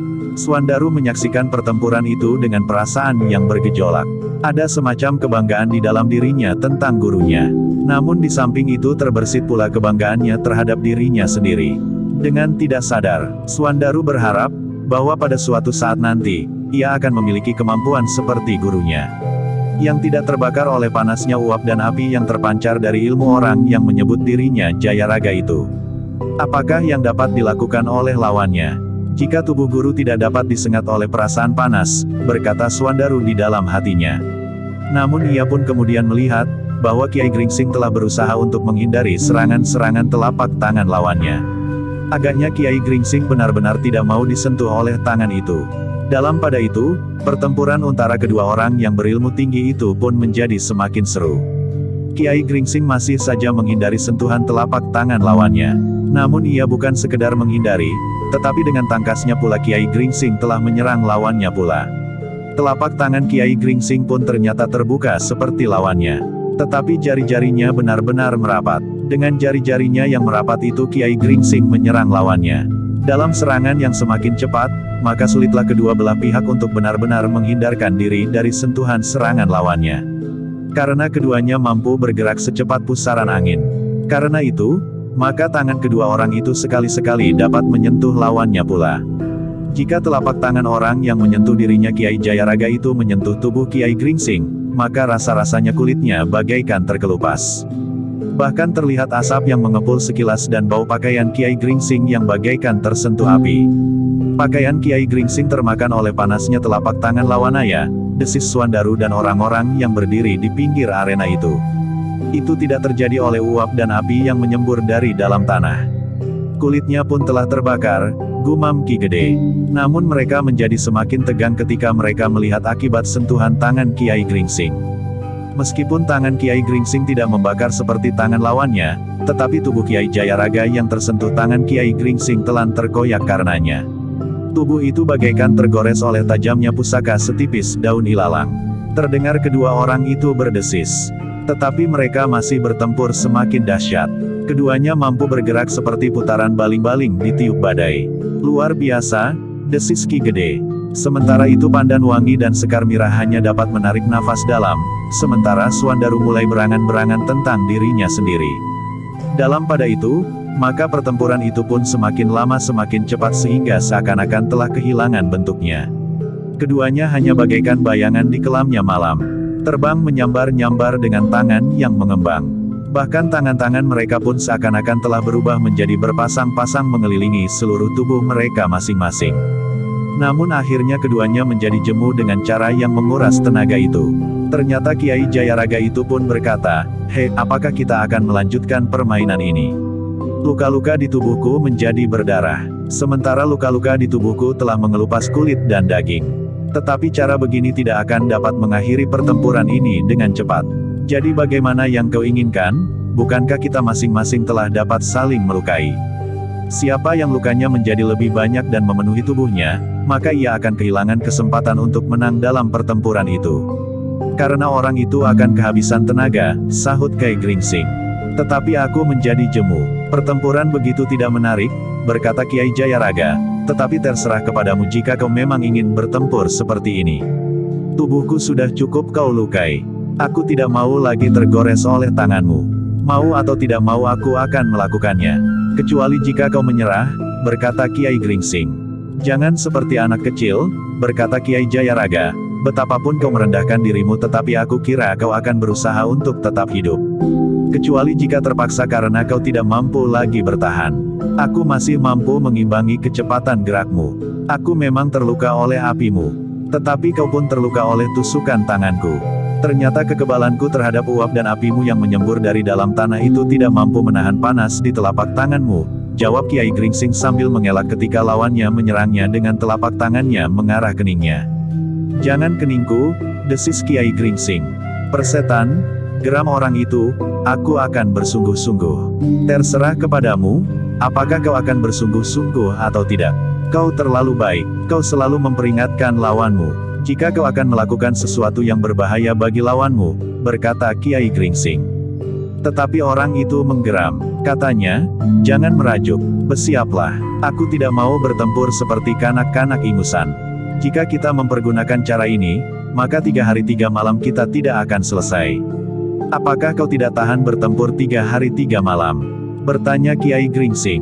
"Mungkin aku tahan 5 hari 5 malam tanpa berhenti. Jika kau kehendaki, tetapi kemampuan ilmu sirep itu akan lebih cepat berakhir. Bahkan tidak akan sampai ujung pagi ini. Kecuali jika kita memang ingin memamerkan kemampuan ini kepada banyak orang." Kiai Gringsing menarik nafas. Namun tiba-tiba saja menjadi tegang, ia melihat lawannya itu benar-benar tidak lagi menyerang dengan telapak tangannya. Tetapi orang yang menyebut dirinya Jayaraga itu justru bergeser menjauh. "Apa yang akan kau lakukan?" bertanya Kiai Gringsing. "Aku akan mengambil jarak yang cukup," jawab orang itu, "aku akan menyerangmu dengan caraku. Terserah kepadamu, apakah kau akan melawan atau tidak. Jika kemudian kau mati, itu bukan salahku." Kiai Gringsing termangu-mangu, tetapi ia tidak boleh bermain-main dengan lawannya. Agaknya lawannya memang memiliki ilmu yang sangat dahsyat. Tetapi sesuatu telah bergejolak di dalam dada Kiai Gringsing. Ternyata ia masih terpaksa untuk melepaskan ilmunya yang sudah lama sekali tersimpan. Baru kemudian karena ia harus berhadapan dengan orang yang bernama Kakang Panji, maka ilmu yang tersimpan itu terpaksa diungkapkan. Namun kini, ia tidak dapat membiarkan dirinya hancur oleh ilmu lawannya. Karena itu, maka dengan terpaksa sekali ia pun harus mempergunakannya. Justru puncak ilmu itu, gumam Kiai Gringsing. Perlahan-lahan dirabanya pergelangan tangannya, ia harus memusatkan nalar budinya. Ia harus melawan ilmu lawannya yang belum diketahui tingkat dan tatarannya. "Mungkin puncak ilmuku ini pun tidak akan mampu melawannya," berkata Kiai Gringsing di dalam hatinya. Namun dalam pada itu, ia menjadi gelisah pula tentang muridnya, Suandaru. Jika ia melihat bagaimana Kiai Gringsing mampu mengungkapkan ilmunya yang gegirisi, maka bagaimanapun juga anak itu tentu mengharapkan bahwa pada satu saat ia pun akan dapat melakukannya. Tetapi masih harus dipertanyakan untuk apa. Keraguan-raguan itu sudah timbul sejak lama di hati Kiai Gringsing terhadap muridnya yang gemuk itu. Tetapi Kiai Gringsing tidak mempunyai banyak waktu untuk merenung. Karena sejenak kemudian, orang yang menyebut dirinya Jayaraga itu sudah berdiri tegak dengan tangan teracu ke depan sementara kedua telapak lengannya masih saja terbuka. "Kisanak," berkata Ki Jayaraga, "cepatlah sedikit, jangan mati sebelum melawan, karena dengan demikian seakan-akan aku sudah berbuat licik, menyerang lawan sebelum bersiap." Kiai Gringsing menarik nafas dalam-dalam. Namun ia memang harus menghadapinya. Karena itu, maka Kiai Gringsing pun kemudian berdiri tegak dengan tangannya bersilang di dadanya. Meskipun demikian, Kiai Gringsing itu masih juga sempat bertanya, "Kenapa kau mengambil jarak yang demikian jauhnya, Kisanak? Apakah dengan demikian, kau ingin membatasi kemampuan ilmumu agar tidak menghancurkan tubuhku?" "Bukan ilmuku, tetapi aku sadar, bahwa kau pun akan membentur seranganku. Jika seranganku gagal, maka aku berharap ilmumu lah yang tidak akan melumatkan tubuhku. Meskipun seandainya aku harus mati, biarlah tubuhku masih utuh sebagaimana masa hidupku." Kiai Gringsing mengerutkan keningnya. Orang itu memang aneh. Nampaknya ia bukan orang-orang kejam sebagaimana para bajak laut yang diceritakan oleh orang-orang yang menyaksikan pertempuran mereka di Watu Lawang. Dan nampaknya orang ini pun tidak segarang Ki Tumenggung Prabadaru sendiri. Meskipun demikian, Kiai Gringsing harus bersiap-siap menghadapi segala kemungkinan yang dapat terjadi. Mungkin orang ini justru sedang mengatur satu perangkap yang licik. Sesaat suasana benar-benar menjadi tegang. Kiai Gringsing pun telah berdiri tanpa bergerak. Dipandanginya kedua tangan lawannya yang teracu ke depan dengan telapak tangan yang mengembang. Beberapa saat kemudian, dalam keremangan malam itu, nampak semacam kabut yang putih kemerahan seolah-olah memancar dari kedua belah tangan orang yang menyebut dirinya Kiai Jayaraga itu. Kabut itu perlahan-lahan mengalir mengarah ke tubuh Kiai Gringsing yang berdiri tegak dengan tangan bersilang di dada. Ia sadar, bahwa lawannya benar-benar ingin mengadu kemampuan ilmu mereka yang paling dalam. Untuk beberapa lamanya kabut itu mengalir semakin mendekati tubuh Kiai Gringsing. Ujung dari kabut yang putih kemerah-merah itu bagaikan kepala seekor ular yang siap mematuk tubuh Kiai Gringsing yang berdiri diam. Orang-orang yang menyaksikan pertempuran yang aneh itu menjadi tegang. Ki Gede berdiri tegak dengan wajah yang berkerut. Sementara Pandan Wangi dan Sekar Mirah di luar sadar mereka telah saling merapat. Sedangkan Suandaru berdiri tegak dengan tanpa bergerak sama sekali. Bahkan nafasnya pun rasa-rasanya telah berhenti mengalir. Di dalam Gandok, Agung Sedayu dan Ki Waskita benar-benar menjadi berdebar-debar. Mereka tidak melihat apa yang terjadi. Tetapi mereka merasakan ketegangan yang sedang mencengkam. Seakan-akan di belakang Gandok itu sedang terjadi dua kekuatan ilmu yang saling mendorong untuk saling menghancurkan.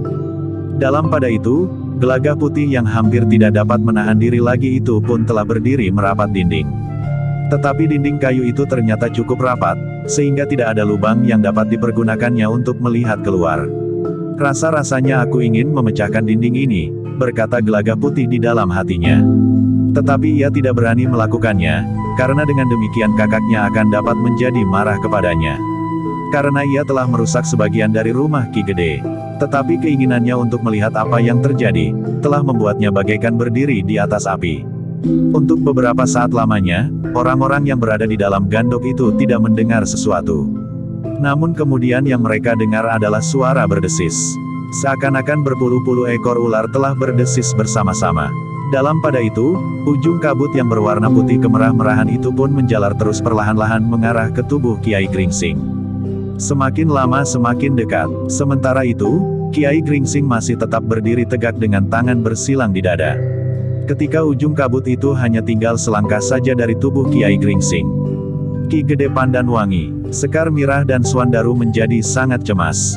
Mereka sadar, bahwa kabut itu tentu merupakan sejenis senjata yang sangat berbahaya. Mungkin kabut itu akan membakar sasarannya, tetapi mungkin juga kabut itu adalah uap beracun yang sangat keras, yang membuat tubuh lawannya menjadi beku dan kejang. Karena darahnya mengental di saluran-salurannya. Namun dalam pada itu, ternyata ujung dari kabut itu tiba-tiba saja terhenti. Meskipun tidak nampak oleh mata wadak, namun rasa-rasanya serangan Kiai Jayaraga itu telah membentur sebuah perisai tepat di hadapan Kiai Gringsing. Benturan itu telah menimbulkan satu kesan yang dahsyat. Seakan-akan dua kekuatan saling mendesak. Ujung serangan yang aneh dari Kiai Jayaraga itu mendesak perisai yang agaknya telah dipasang oleh Kiai Gringsing. Namun tidak nampak oleh mata wadak. Tetapi agaknya tidak terlalu mudah untuk menembus perisai yang tidak kasat mata itu. Untuk beberapa lamanya, kedua macam ilmu itu saling mendesak dan saling mendorong. Sekali-sekali benturan itu bergeser mendekati Kiai Gringsing. Tetapi tidak sampai sejengkal kemudian, maka kekuatan Kiai Gringsing telah mendesaknya kembali. Sehingga jaraknya menjadi bergeser menjauh. Dalam pada itu, Kiai Gringsing yang berdiri tegak dengan menyilangkan tangannya di dadanya itu, nampaknya telah mengerahkan segenap kemampuannya, sementara lawannya pun menjadi semakin tegang. Tangan yang terjulur ke depan itu menjadi bergetar. Dan kabut yang berwarna putih kemerahan itu pun seakan-akan menjadi semakin lama semakin tebal. Namun kabut itu ternyata masih belum mampu menembus satu jenis perisai yang tidak nampak yang mengurung tubuh Kiai Gringsing. Ketegangan benar-benar telah mencengkam halaman rumah Ki Gede yang berada di belakang gandok itu. Semua orang yang menyaksikannya bagaikan menjadi beku. Bukan saja darah seakan-akan telah berhenti mengalir, tetapi mereka pun rasa-rasanya tidak sempat lagi menarik nafas. Demikianlah dua kekuatan ilmu telah berbenturan dengan dahsyatnya. Saling mendesak, saling mendorong sehingga benturan kedua ilmu itu setiap kali bergeser. Sebenarnya lah pada saat yang demikian, baik Kiai Jayaraga maupun Kiai Gringsing telah mengerahkan segenap kemampuan ilmu mereka. Keduanya memang memiliki kemampuan yang luar biasa. Meskipun Kiai Gringsing sebelumnya merasa bahwa waktunya telah tiba untuk menyepikan diri dan menghindari benturan ilmu kanuragan dalam upayanya untuk menemukan ketenangan di hari tuanya, namun dalam keadaan yang demikian, ia tidak akan dapat ingkar lagi. Ia harus melepaskan puncak kemampuannya jika ia sendiri tidak ingin lumat. Ternyata bahwa benturan dua jenis ilmu itu telah menggetarkan udara di sekitarnya. Meskipun seakan-akan benturan itu tidak menimbulkan angin dan badai serta tidak memancarkan panas seperti ilmu Kiai Jayaraga sebelumnya, namun pengaruhnya terasa bukan saja langsung menggetarkan isi dada orang-orang yang ada di sekitar arena. Bahkan mereka yang berada di dalam gandok itu pun merasakan, udara seakan-akan telah bergetar dengan gelombang getaran yang semakin lama semakin cepat.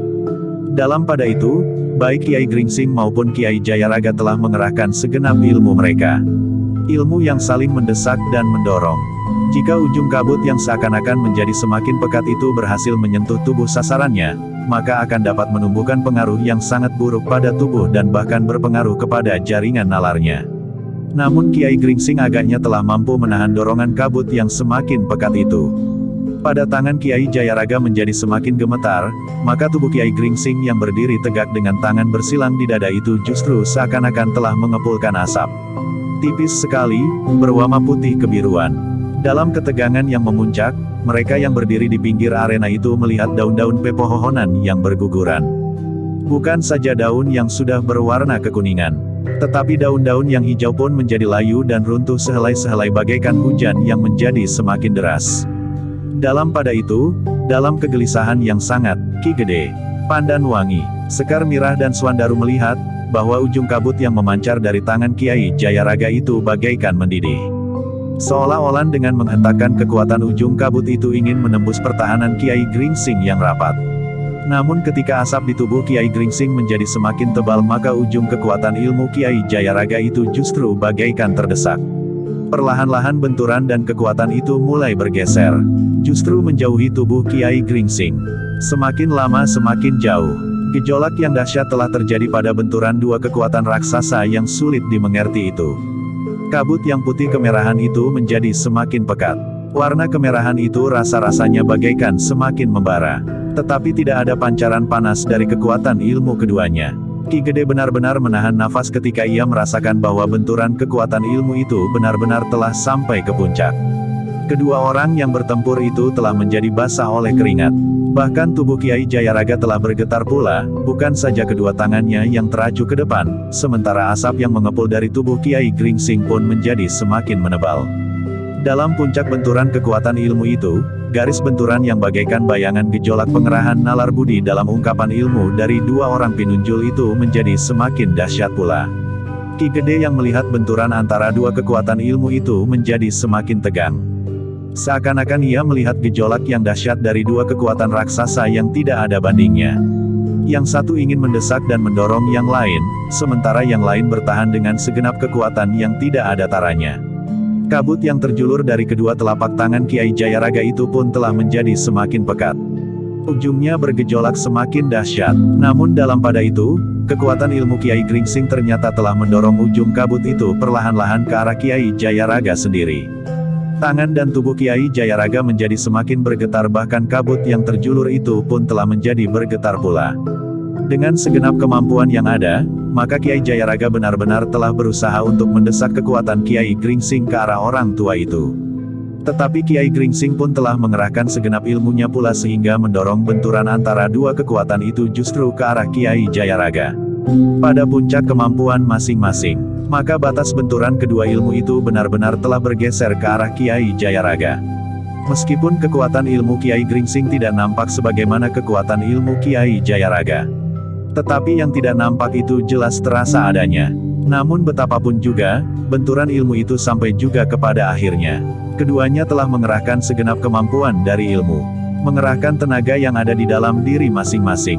Pada saat-saat terakhir maka batas benturan ilmu itu menjadi semakin bergeser mendekat kepada Kiai Jayaraga yang berdiri dengan tubuh yang bergetar. Wajahnya menjadi tegang, namun semakin lama menjadi semakin pucat. Tangannya yang gemetar itu tampaknya tidak lagi mampu bertahan oleh desakan kekuatan lawannya. Pada saat-saat yang menegangkan itu, tiba-tiba dari bibirnya meleleh darahnya yang merah. Ki Gede menjadi semakin tegang pula.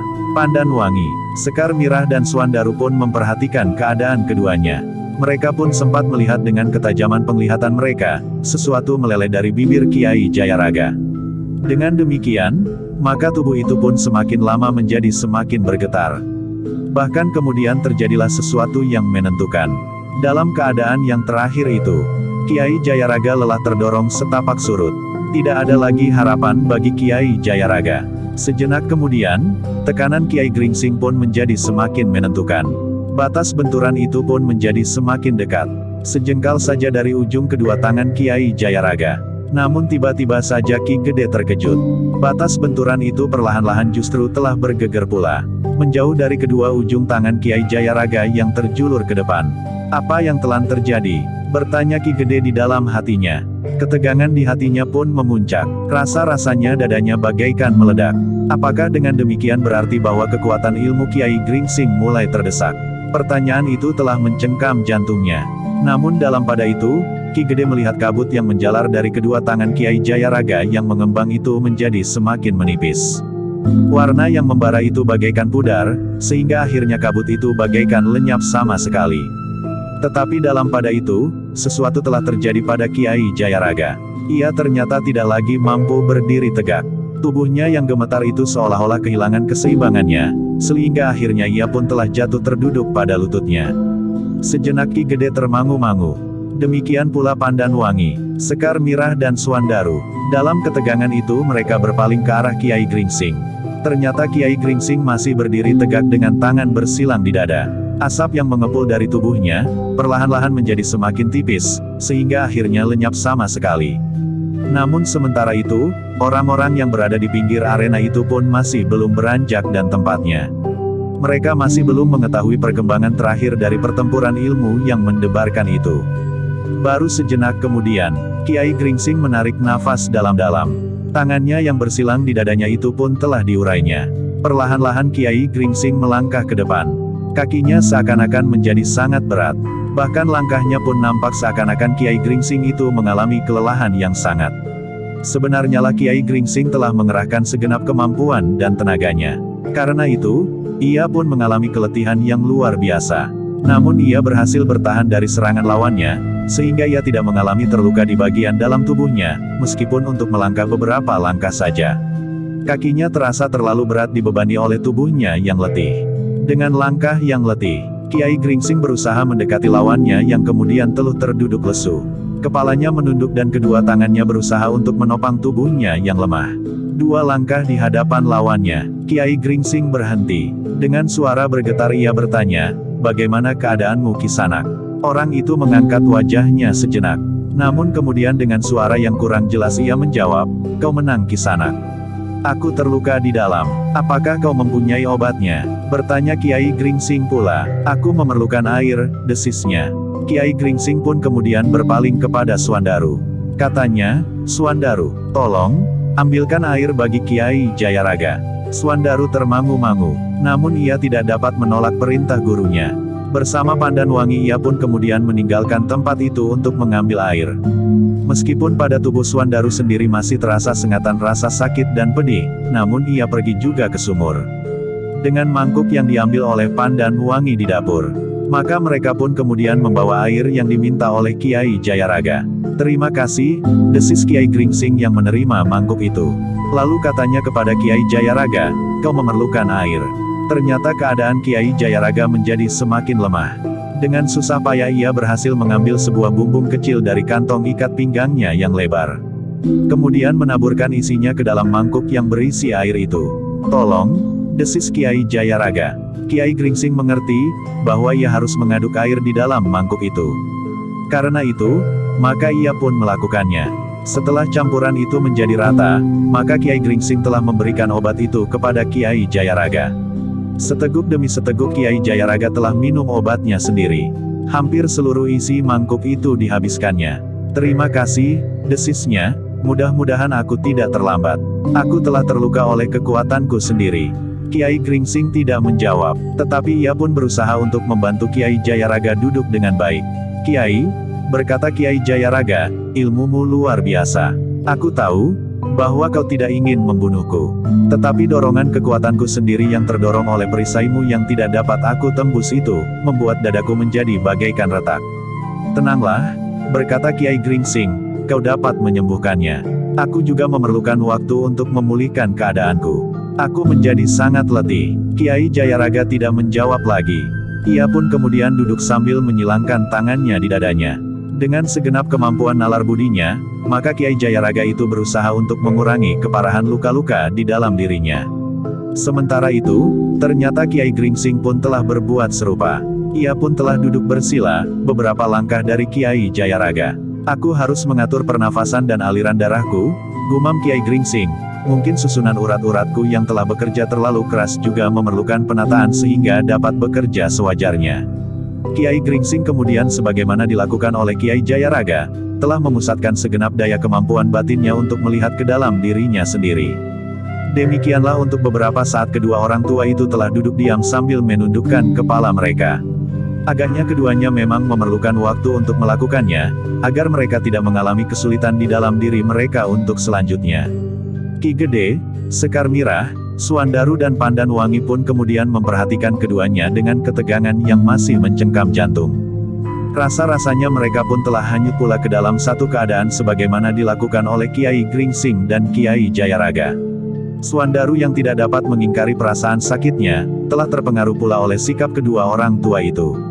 Karena itu, maka ia pun kemudian telah duduk bersandar dinding gandok. Pandan Wangi membiarkan saja Swandaru dalam sikapnya. Dengan demikian keadaannya tentu akan menjadi lebih baik daripada ia berusaha untuk tidak mengakui keadaannya yang sebenarnya. Namun dalam pada itu, rasa-rasanya Ki Gede, Sekar Mirah dan Pandan Wangi lelah mendapat tugas untuk mengawasi keadaan, sehingga orang-orang yang sedang berusaha untuk menolong dirinya sendiri itu tidak akan terganggu. Sementara itu, bintang-bintang di langit pun beredar semakin ke barat. Bahkan di langit pun telah mulai membayang warna fajar. Meskipun demikian, masih belum seorang pun di rumah itu telah terbangun. Cengkaman ilmu sirap yang dilontarkan oleh murid Kiai Jayaraga yang menyebut dirinya bernama Lodra, kemudian dikuatkan oleh Kiai Jayaraga itu sendiri, ternyata mempunyai kekuatan yang luar biasa, sehingga pengaruhnya masih terasa sampai saat menjelang dini hari. Ketika di kejauhan terdengar ayam jantan berkokok, maka yang pertama-tama menyelesaikan pemusatan nalar budinya adalah Kiai Gringsing. Beberapa kali ia menarik nafas dalam-dalam. Kemudian perlahan-lahan ia lelah mengurai tangannya. Ki Gede mendekatinya ketika Kiai Gringsing kemudian bangkit berdiri. "Bagaimana dengan keadaan Kiai?" bertanya Ki Gede. Kiai Gringsing mengulangi tarikan nafasnya 2-3 kali. Lalu katanya, "Aku sudah merasa segar kembali Ki Gede." Swandaru juga berusaha untuk mengurangi rasa sakitnya, berkata Ki Gede.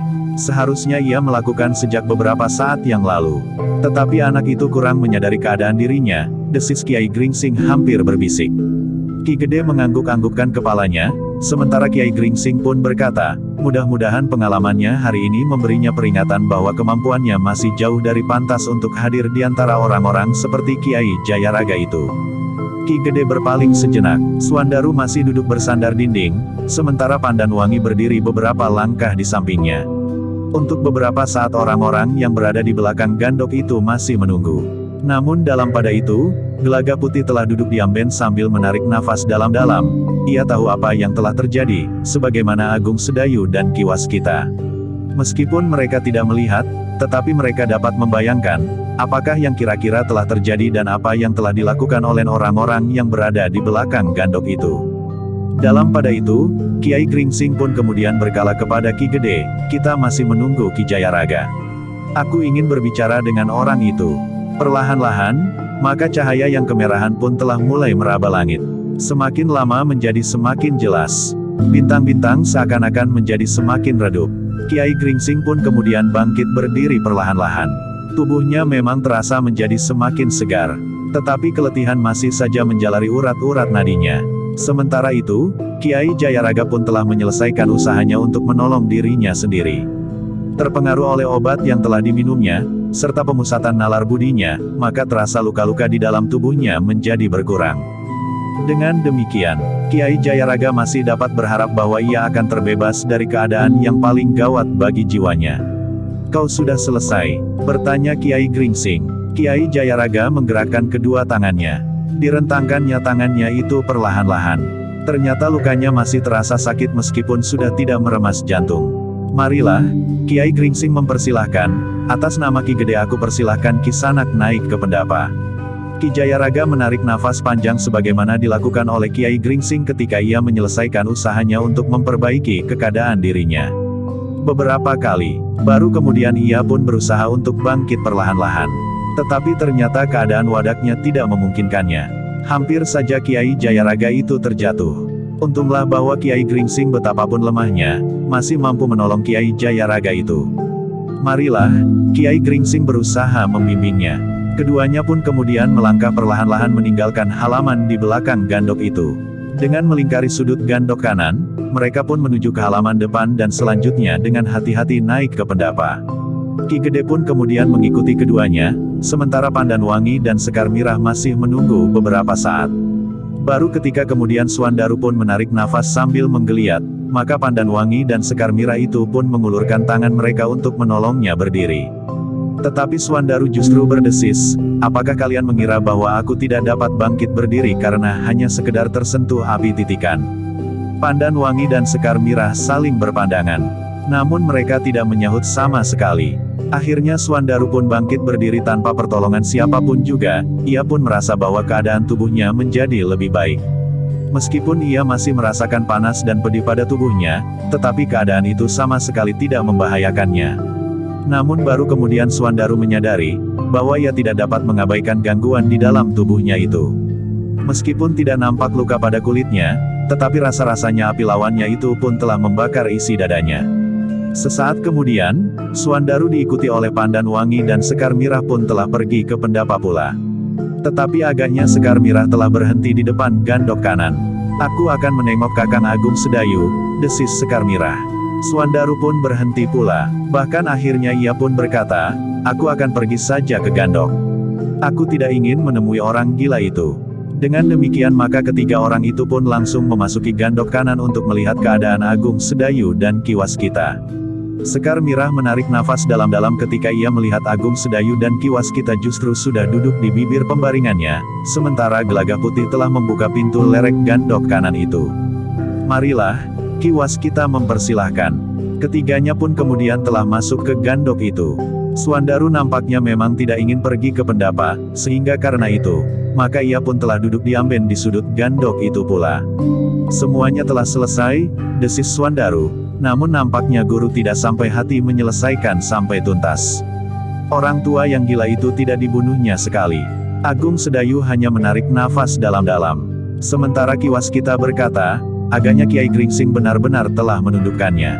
"Ya, guru dapat saja membunuhnya pada saat benturan kekuatan itu terjadi," jawab Suandaru. "Tentu tidak bijaksana untuk membunuh seseorang yang sudah tidak berdaya," sahut Ki Waskita. "Tidak, tetapi pada saat perang tanding itu terjadi, benturan ilmu di antara keduanya akan dapat membunuh orang itu, jika guru memang menghendaki." Tetapi agaknya guru tidak bermaksud demikian. Suandaru seolah-olah bergumam saja bagi dirinya sendiri dengan penyesalan di hati. Ki Waskita tidak menanggapinya, tetapi ia bertanya yang lain, bukankah kau telah membunuh lawanmu? Ya, tubuhmu masih berada di belakang gandok ini, jawab Swandaru. Belum ada orang yang terbangun dari tidurnya untuk mengangkatnya karena kemampuan sirep yang sangat tajam ini. Namun dalam pada itu, ternyata 1-2 orang peronda telah mulai menggeliat dan bangkit dari tidurnya yang sangat nyenyak. Mereka terkejut ketika Ki Gede kemudian memanggil mereka dan memberitahukan apa yang terjadi. Ada sesosok mayat di belakang gandok. Ambillah dan selenggarakan dengan baik sebagaimana seharusnya siapapun orang itu, berkata Ki Gede. Demikianlah maka anak-anak muda yang terbangun itu pun menjadi sibuk. Mereka segera mengambil sesosok mayat di belakang gandok, untuk diselenggarakan. Namun dalam pada itu, orang-orang di dapur ternyata telah terlambat pula bangun, sehingga air pun terlambat dijerang. Sementara itu, ketika Kiai Gringsing, Ki Gede dan orang yang menyebut dirinya Kiai Jayaraga itu masih berada di pendapa. Swandaru masih belum kembali ke biliknya, ia masih berada di bilik Agung Sedayu bersama Pandan Wangi dan Sekar Mirah. Sementara itu, justru karena Agung Sedayu sudah ada yang menungguinya, maka Gelagah Putih pun telah pergi ke Pakiwan. Agaknya anak itu masih mencemaskan kemungkinan adanya orang-orang yang licik yang memasuki gandok untuk mencelakai Agung Sedayu dan Ki Waskita. Di gandok, Swandaru masih saja menyesali gurunya yang tidak menyelesaikan lawannya sampai tuntas meskipun kadang-kadang terbersit juga pengertiannya tentang sikap gurunya itu. Namun karena setiap kali Ki Waskita berusaha untuk meyakinkan akan kebenaran sikap Kiai Gringsing itu, maka Swandaru pun kemudian mengalihkan pembicaraannya tentang dirinya sendiri dan tentang Agung Sedayu. Dengan keadaan ini, maka kemungkinan Kakang Agung Sedayu untuk menekuni isi kitab guru agaknya harus ditunda, berkata Swandaru. Aku tidak akan terlalu lama mengalami keadaan seperti ini, jawab Agung Sedayu, dengan obat yang diberikan oleh guru maka dalam waktu yang pendek, aku akan sembuh sehingga aku akan dapat melakukannya sesuai dengan rencana setelah kau menyelesaikan waktu yang diberikan oleh guru. Tetapi keadaan ini seharusnya dapat menjadi pengalaman bagi Kakang Agung Sedayu, berkata Swandaru kemudian, ternyata jalan yang ditempuh oleh Kakang Agung Sedayu selama ini bukanlah jalan yang paling baik. Kakang berusaha untuk mencapai kedalaman ilmu namun melupakan pengolahan kemampuan jasmaniah. Dengan demikian maka Kakang mengalami satu keadaan yang sulit pada saat terakhir. Untunglah bahwa di pertempuran itu hadir Pangeran Benawa, sehingga dengan kemampuannya maka pertempuran itu berakhir dengan keadaan yang lebih baik bagi Kakang. Bersambung ke jilid 175.